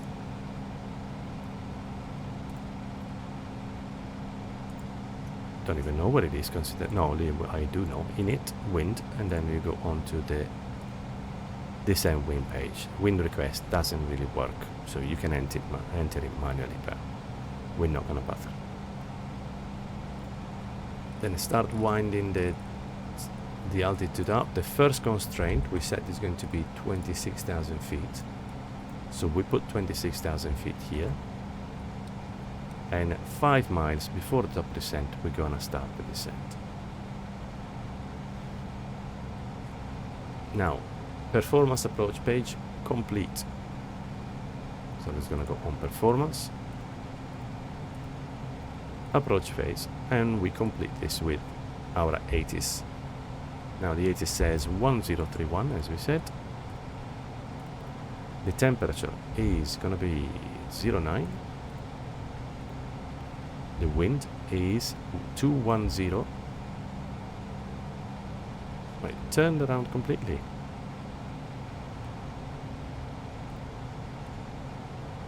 (210) at 13. Okay, let's see if we can change. The wind did turn around. Okay, we start our descent. So we're at 5 miles from the top of descent. We anticipate that. Push down, we have descent, alt blue, 260. Let's see if it's worth changing the plan or if it messes up too much.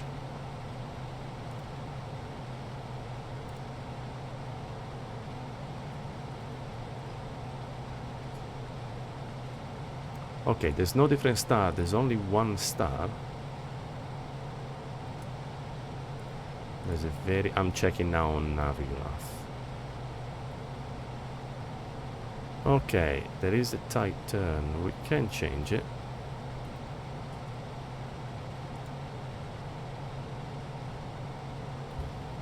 Okay, let's go on the flight plan.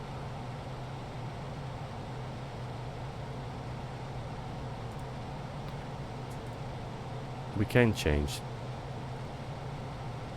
But then... No, it's fine. Let's leave it. 210 is 90 degrees. Who cares? 210 is exactly 90 degrees, so there's no point going on the other runway. We'll leave it as it is. Let's finish the performance page.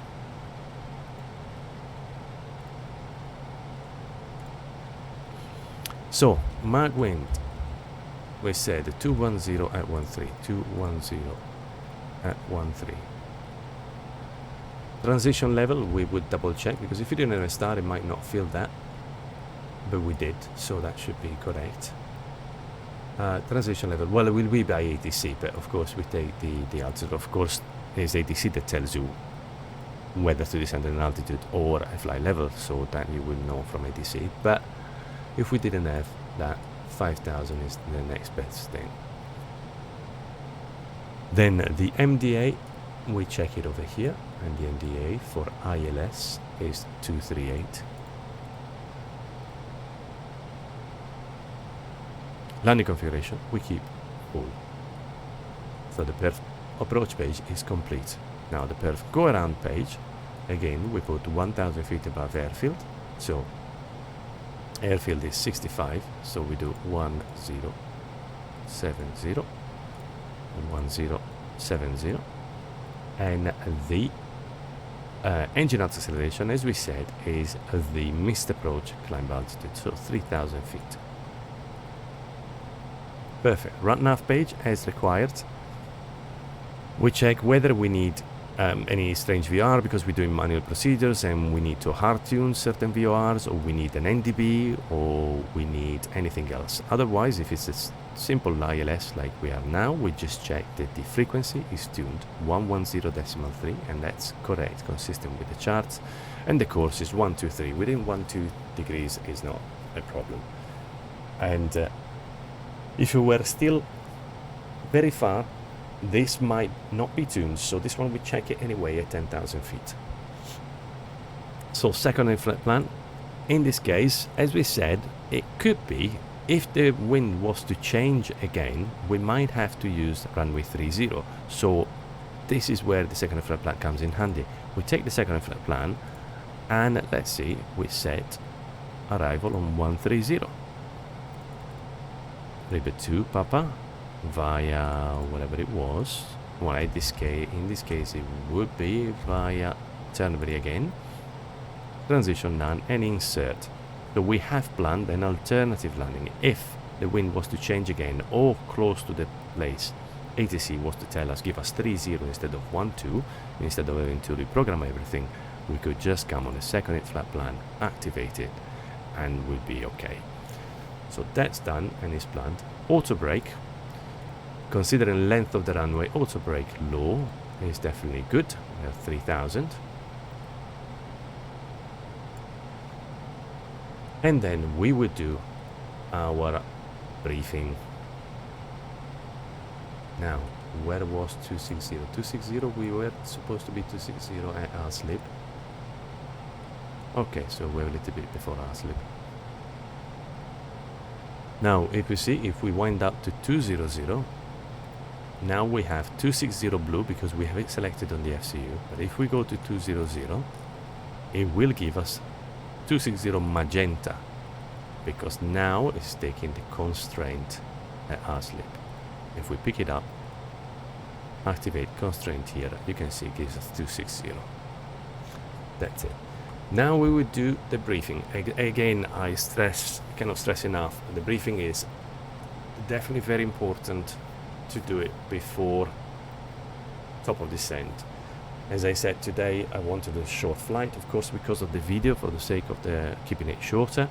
But you want to do your briefing before top of descent because then the workload increases, you start getting busy with other things, and it's not easy to do a briefing at that point. So you would check your threats again and the weather. No particular threats today. The weather, we have few clouds at 2,000, so that's not a concern. The wind is not too bad. In terms of start, we check the transition level. We know it's going to be, well, at 6,000. We enter 5,000 in the MCDU, so that's fine. Constraints, we're expecting 260, 200, and those we checked that they were all entered in the MCDU, and we did check them here. You have all these magenta little stars. The only one is here, orange is not doing, is predicting not to make 260 at Aslip, but that's because between Aslip and Ipi, there's 6,000 to lose in only 13 miles. So that's going to be a very steep descent. We would normally need 18 miles. We're good.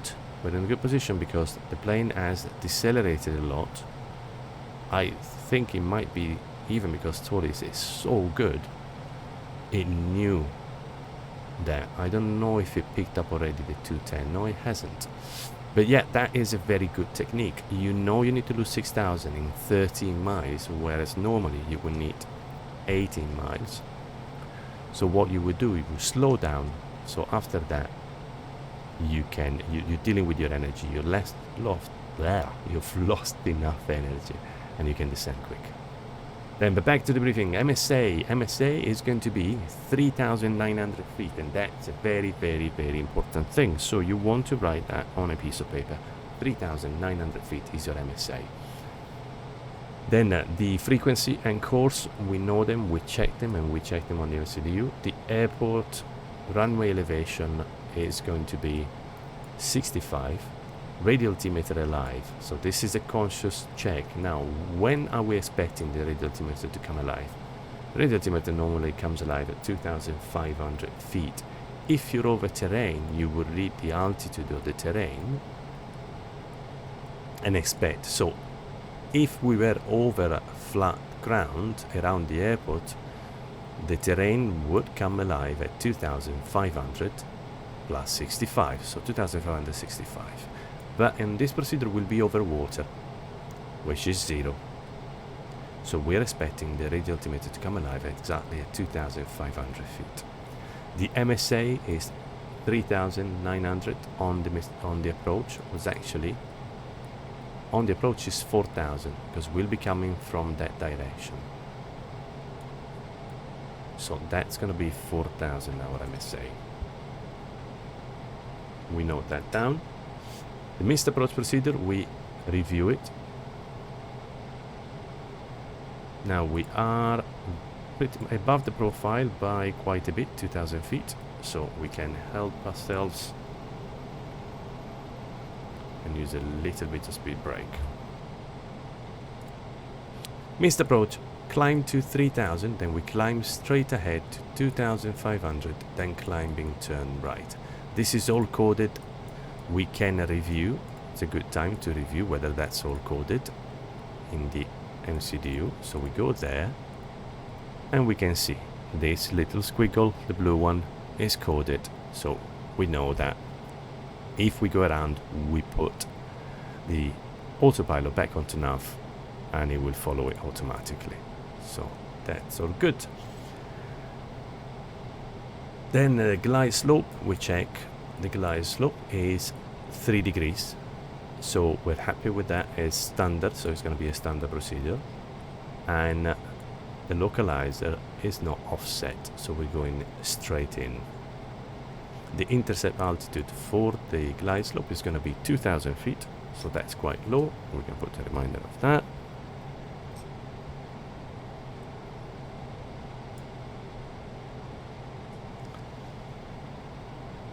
Then the minimums is 238. We've entered that in the MCDU and we can see here on the BFD 238. And then we check as well the puppies and the RVR. The puppies are going to be on the left. We have high intensity lights and the RVR requested is full ILS 550 meters. We know we have good visibility. We check the 80s. We have 10 miles of visibility, so that's not a concern. Then we check the airport. We end up checking the airport. And the airport has a runway heading of 124. The final approach course is 124, so those match. So we know the localizer is not offset. The runway length is 3,000 meters, so flaps 1 is fine. Flaps 1. Auto brake low is fine, and we're going to do a flaps full landing anyway. Auto brake is set. We are expecting to exit. Well, we're expecting to exit here. I don't think we're going to make it here, or we might, or we're going to exit here at R1. And then taxiing will be via Romeo. And we're going to parking in one of the spots over here. Let's continue the descent on open climb. No, open descent.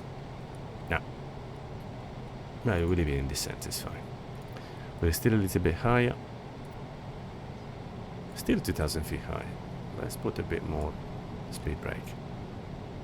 It isn't a big problem because we're already doing 210 knots. So we are in a good position anyway. 34 miles at Toxta, we need to be at 7,000 feet. We need to lose 12 in 34. We should be okay. And that's it. So we reviewed all the charts step by step. If you follow this, you're going to review everything. Make sure you review, you check it, you know. And the last thing to do really is to know how to configure. Now, we are already, here we have a constraint of 210 knots. We are already below 230, which is the maximum speed for flaps 1. So this is a very easy approach because we slow down very early. So we're already in a position to put flaps 1. If it was a faster approach at 250, then you would need to really plan how to slow down. When am I gonna slow down, at which point, and when am I gonna put flaps 1? Now, in our case, we know that our final, let's put already, so well, here we would have ATC. Now, one other thing, the reason why we put down on a piece of paper our MSA is because we need to make sure that we are safe to descend below the MSA when they instruct us to do that. MSA is an incredibly important thing, of course, because if you're in condition of non-visibility, the MSA, well, stops you from crashing into stuff. So if you're descending below the MSA, you want to make sure that that you're doing that correctly. Now, let's get to that point. Now, descent, of course, we didn't follow this list because we had to rush a little bit the descent, but let's say descent clearance, we had it. We initiated the descent 5 miles before the top of descent. We keep in the perf page either on the prog to monitor the vertical deviation or on the performance page descent. At 10,000 feet, we're gonna initiate again like we were doing coming up. And then, well, let's wait, we're not at 10,000 feet yet. And as I was saying, so the MSA, it was a check that we will do later. Once ATC clears us before ATC, below MSA, we will need to check that we're safe to do so. So if we're on a star and on an approach path, it's fine. We know the charts are published and we know we're safe because the charts have been published to follow that profile. So we know we're already avoiding terrain. But in case you were vectored and you have clouds around your fog, then you need to know where you are and what's the terrain below you. And that's why we put down the MSA. That's it. Now, as we were planning, 2,000 feet is going to be the intercept of the glide slope, which is going to happen at 6 mile, 60 ME. So we're going to be already going to want to be slow there.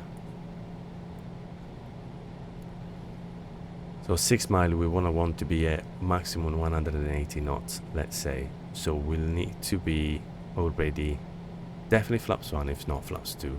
We can read that here. If we go on the performance, on the approach page, minimum speed clean with flaps 0 is 202, and minimum speed with flaps 1, which is the S speed, is 180. So we can get to the intercept of the glide slope with flaps 1. We just want to make sure we put flaps 2 a few miles before this point so that we can slow down before going down. Now, normally on generic conditions, that depends on the weights, on the wind and etc. An Airbus on configuration with flaps 1 down a standard 3 degrees glide slope will not slow down, will keep the speed but will not slow down. So you always want to be at flaps 2 once going down a glide slope, otherwise you will really struggle to slow down before landing. So that's the very, very important thing. You want to be at flaps 2 a couple of miles before intercepting the glide slope, so that then you're in a good energy state. So let's plan for that. Let's say here we have the turn. We're going to want to put flaps 1 before the turn. So we start slowing down to 180, and then we want to put flaps 2 just before intercepting the glide slope. So let's clear ourselves to 2000 to intercept the glide slope. So at this point, we say we've been cleared to below the MSA, because the MSA was 4000. Are we okay to descend below the MSA? Well, we have visibility. We are following a charted start and approach, and we're gonna be over the sea by the point we get to 2000 feet. So definitely we are good to descend below MSA. Now we're at 10,000 feet, so flight level 101 descending to flight level 70, and standard is checked. Now we actually clear ourselves to 2000, which is below the transition level, so we can also put the arrival QNH. Put 1031, 1031. ATIS might have changed, so at this point we double check the ATIS is current, and yes, it is 1031. So we're descending to 7000. Okay, now below 10,000 feet we start a few things. Landing lights, we don't need them on because we're in Europe, so we can keep them until the end. Seatbelt on below 10,000 feet. EFIS option, we put back constraint as we did before. We'll say 20 miles here. LS push button, we are doing an ILS approach, and we can confirm it by checking there and on the MCDU. So we need the ILS push button pressed to get the indication on the PFD. Radio nav aids are tuned, so we check again against the charts. 110.3, 110.3, the course is 124, and the course is 124. Engine mode selector as required. Again, we will need it on if it was heavy rain or etc., but we don't need it. And at transition level, or when assigned to the altitude, as we said, we put the QNH. At this point, once we set the QNH, we can do the approach checklist. Approach checklist, ECAN status is checked. Approach brief has been confirmed for runway 12, the ILS runway 12. Minima is set 238 baro. Approach phase is not active yet. Now the approach phase on the Airbus, as we know, slows us down to green dot. It's normally activated automatically at a certain point, so what we can see, we can check whether it's in a place that we like or we want to activate it earlier. It's going to activate it there. Just before the turn, we said that we want to put flaps 1, so that's good enough for us.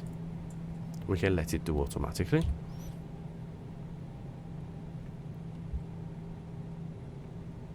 And the baro ref is set on both 1031 and cross-checked on 3 altimeters.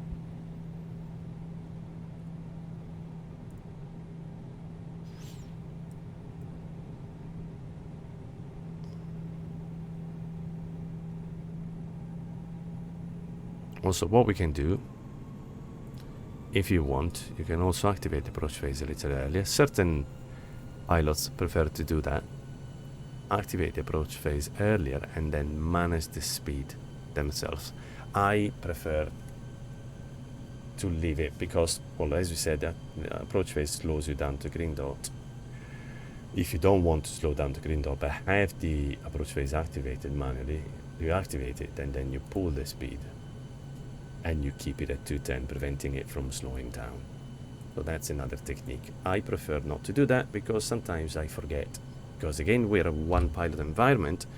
Sometimes I forget the speed window open until it's too late and I intercept the glide slope way too fast. So I prefer to do it all automatically.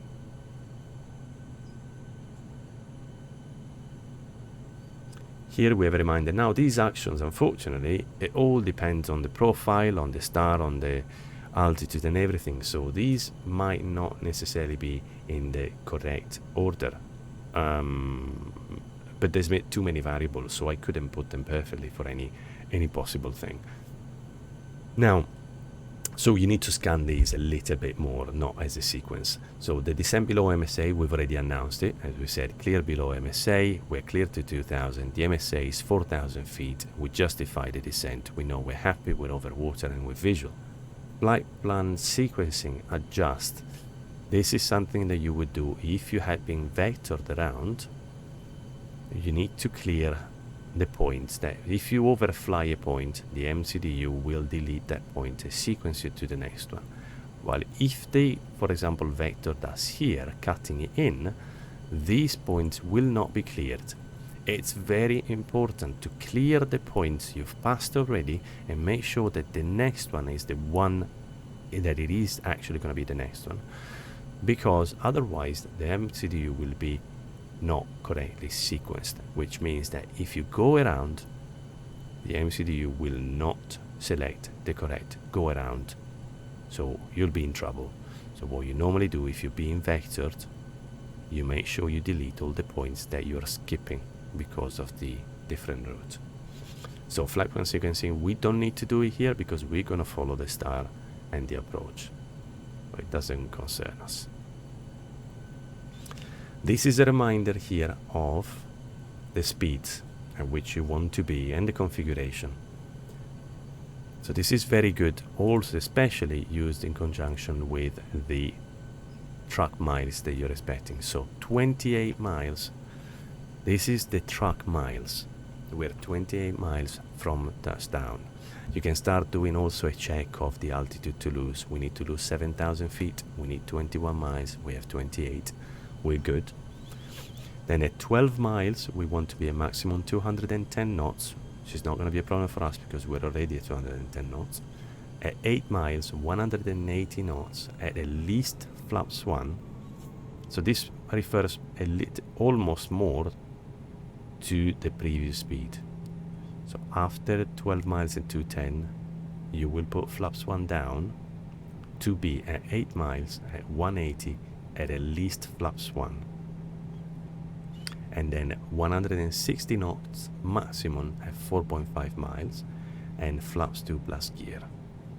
So that's a generic rule of thumb.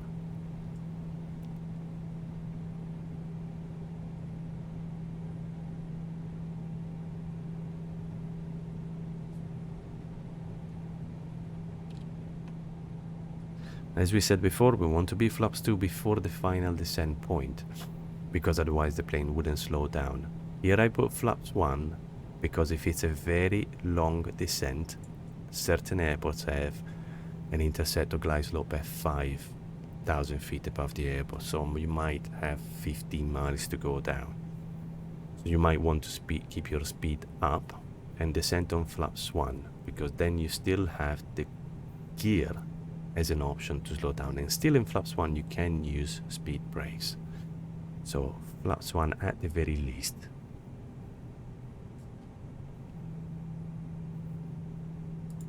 So at this point, what we can do, we can activate the approach phase manually, since it's very close to us. So we're going to go on the Perf page, activate the approach phase, and as you... Now I don't know if I can keep everything open to show you better, but let's try and do that. Now the speed is this bracket, while when we confirm the approach phase, that's it, it disappears, because now it's targeting green dots.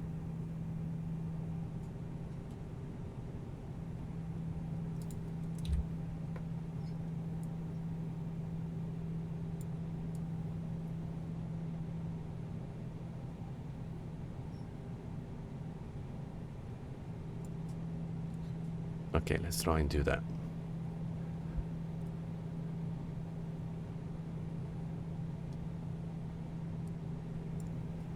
The next one is the FCU approach button. Of course, you want to press this approach button before intercepting the ILS, otherwise you're not going to intercept it. So we just monitor that. Here there was a constraint of 210. We're going a little fast. So let's use a little bit of speed brake. So this is the bracket at which this is the maximum speed of flaps 1. Anything below that we can put flaps 1. But we were a bit too close, so we don't want to risk overspeeding. So we go 10 knots below that, and now we can do flaps 1.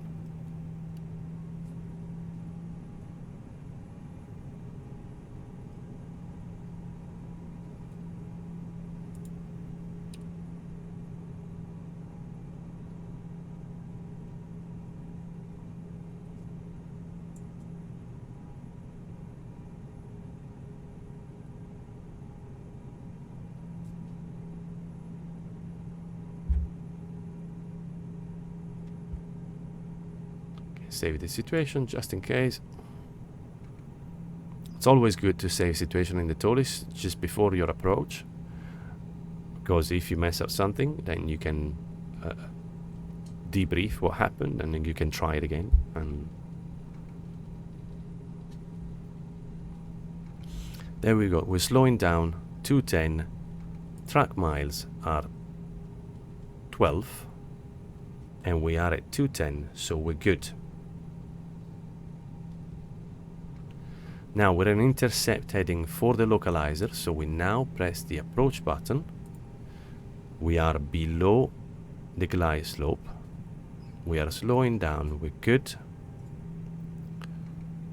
So VFE next is this one. We want to put flaps 2 as soon as we can.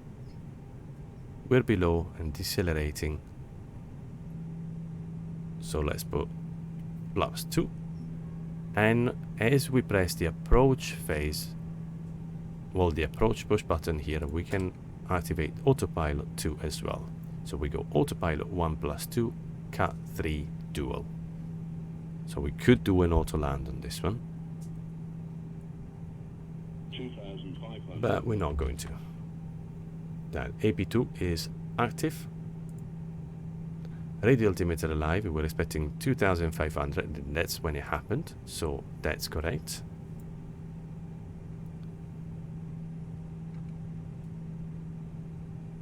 We're about to intercept. You see alt, glide slope are blue, and lock is blue. Alt star because it was 2000, lock star because we intercepted the localizer. 2000. And that's correct, so speed, alt star, lock star. Once we intercept the localizer, we put the landing lights on, and then we wait for the runway turnoff and the nose, or actually you can put the runway turnoff. We wait for the nose light. For me, I use it as an indication that I've been cleared to land. Now we are 6 miles.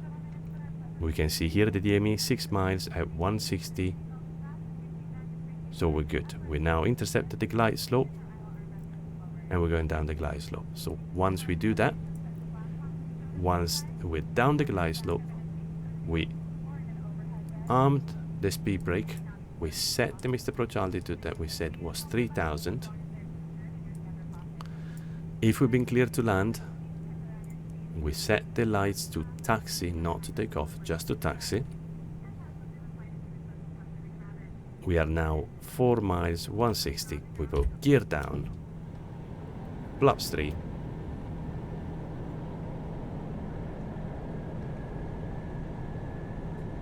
We have flaps 3, we put flaps full. At this point, we are targeting the approach speed. Landing checklist. We go here, it's very brief. Auto brake is set to low, ECAM memo.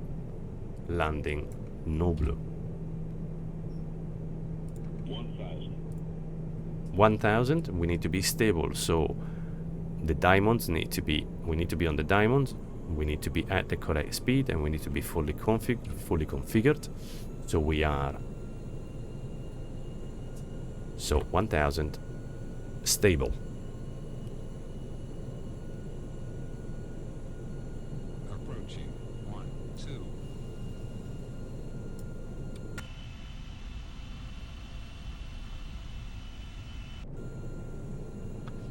The landing is not going to be pretty. As I said, I haven't flown the A319 in ages, so I'm definitely going to float it and then smash it. Now we wait for the MDA.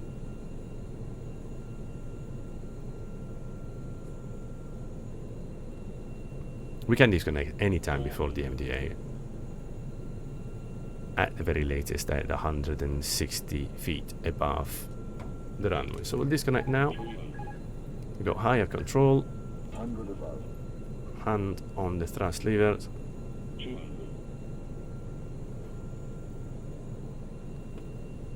Minimum 100. Continue. At minimum, we make a decision and we say we're continuing instead of going around. 40, 30, 20, retard, 10. Retard. A bit of a floater, but that's okay. Now we call the spoilers up, so we check down on the lower recam, spoiler up, reverser green, and we're decelerating, so we check the speed trend in yellow, and that's good. 70 knots, we can put the reverser onto idle, can dab the brakes to deactivate the auto brake. We keep the reverser on idle until taxi speed.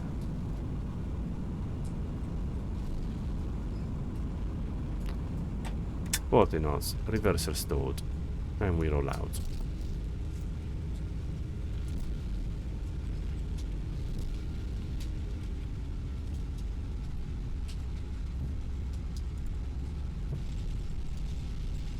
So that's the ones we did. Spoilers, reverse green, decel, 70 knots.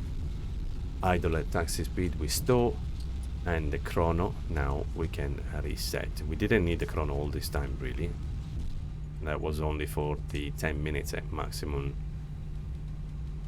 at Toga if we had an engine failure, so we could have reset that at any point.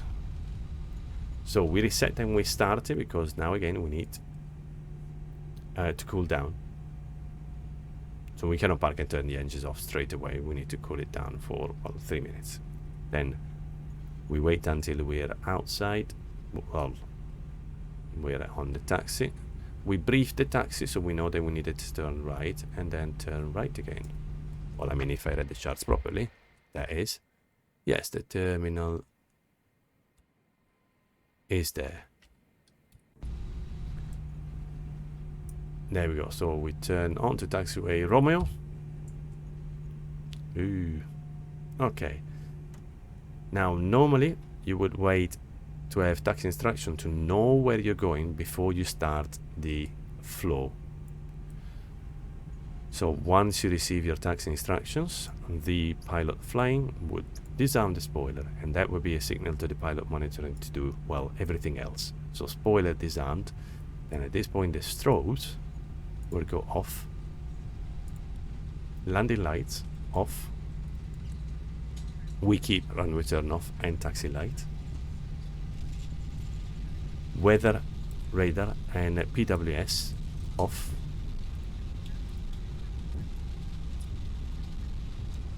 flaps set to 0, transponder we set to exponder,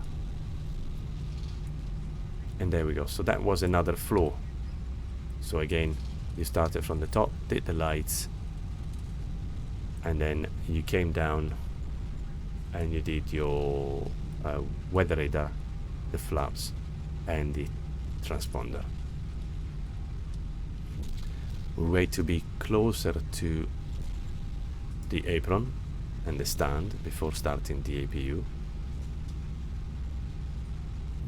Well, it shouldn't be too long, so we can start it now, so we can do the after landing checklist.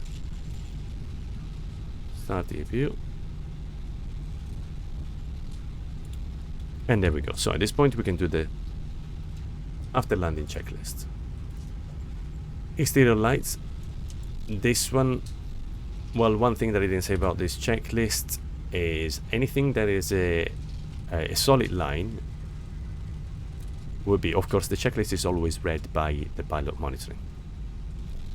And now the answer to this question is from the pilot flying if it's a solid line, and from the pilot monitoring if it's the dashed line. So the after landing checklist is actually read and done by the pilot monitoring without pilot flying input. Pilot flying is just focusing on taxi. So exterior lights have been set, correct. Flaps are 0. Ground spoilers have been disarmed. The APU has been started, the radar and BWS is off, and the TCAS is standby and is showing standby on the upper econ. After landing checklist complete.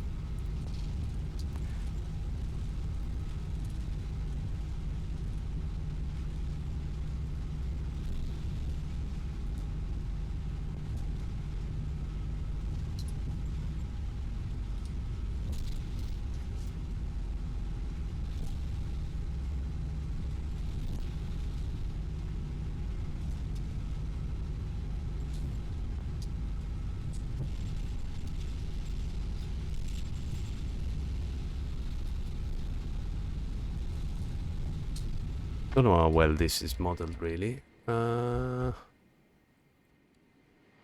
it even have? Yeah, he always has. Yeah, stands. It's fine.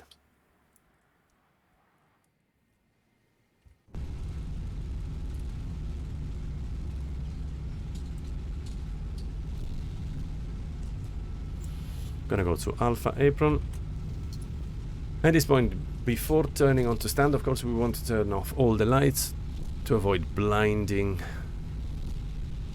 ground crew.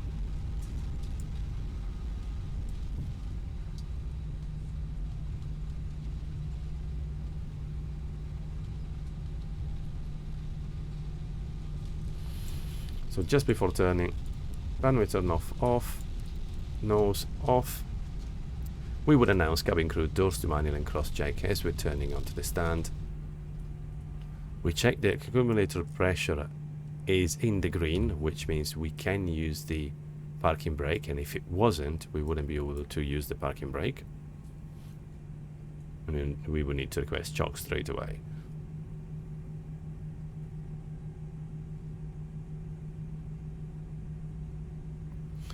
We would also check the temperature of the brakes. We can put the brake fan on. It's 200 degrees, so we want to cool them down.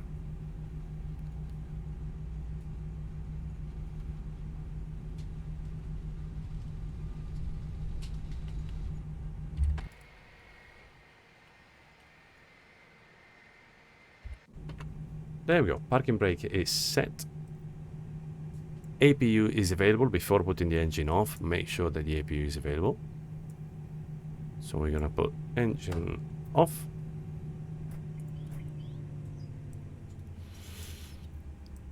Seatbelt sign can go off. We wait for the engines to spool down a little bit. We can put beacon off. We'll check that the slides are disarmed. They will disarm. We can put the fuel pumps off. 1, 2, 3, 4, 5, 6, and we can put TCAS 2000 and standby. You can see the slides here have disarmed. Parking checklist at this point. Parking brake is on. The engines are not. Parking brake is not on.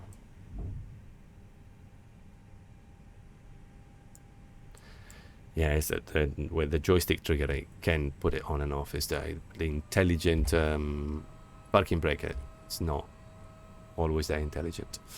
So the engines are off. The slides are disarmed, and we check that. The beacon is off. Beacon is off. Seat belts off. Fuel pumps 6 off, and ATC 2000 standby. Parking brake. Parking checklist complete. And that was all. Let me turn off the brake fan. It's noisy. That was all. That was it. That's the end of, well, my checklist. Let's go like that. That's the end of the checklist. So, well, I hope it will be useful. As I said, by no stretch of imagination, it's supposed to be used every day. Use it to familiarize yourself with all the procedure. You might need, well, definitely at least a dozen times to memorize everything. But that's exactly how the A320 series is operated. You do, well, in any other plane really, you do all your flow, you memorize all your flows, all your actions, and then you coadjuvate that with the normal checklist. So ideally, once you use my checklist enough times and you manage to memorize all the steps, then you'll be left only with the normal checklist to follow. There we go. Thank you very much for watching. I hope you found it useful. If you have any comments at all, any feedback, please do let me know in the comments, and I'll see you soon for another tutorial, which I don't have in mind now, but I'll come up with something. Thank you very much again. Bye now.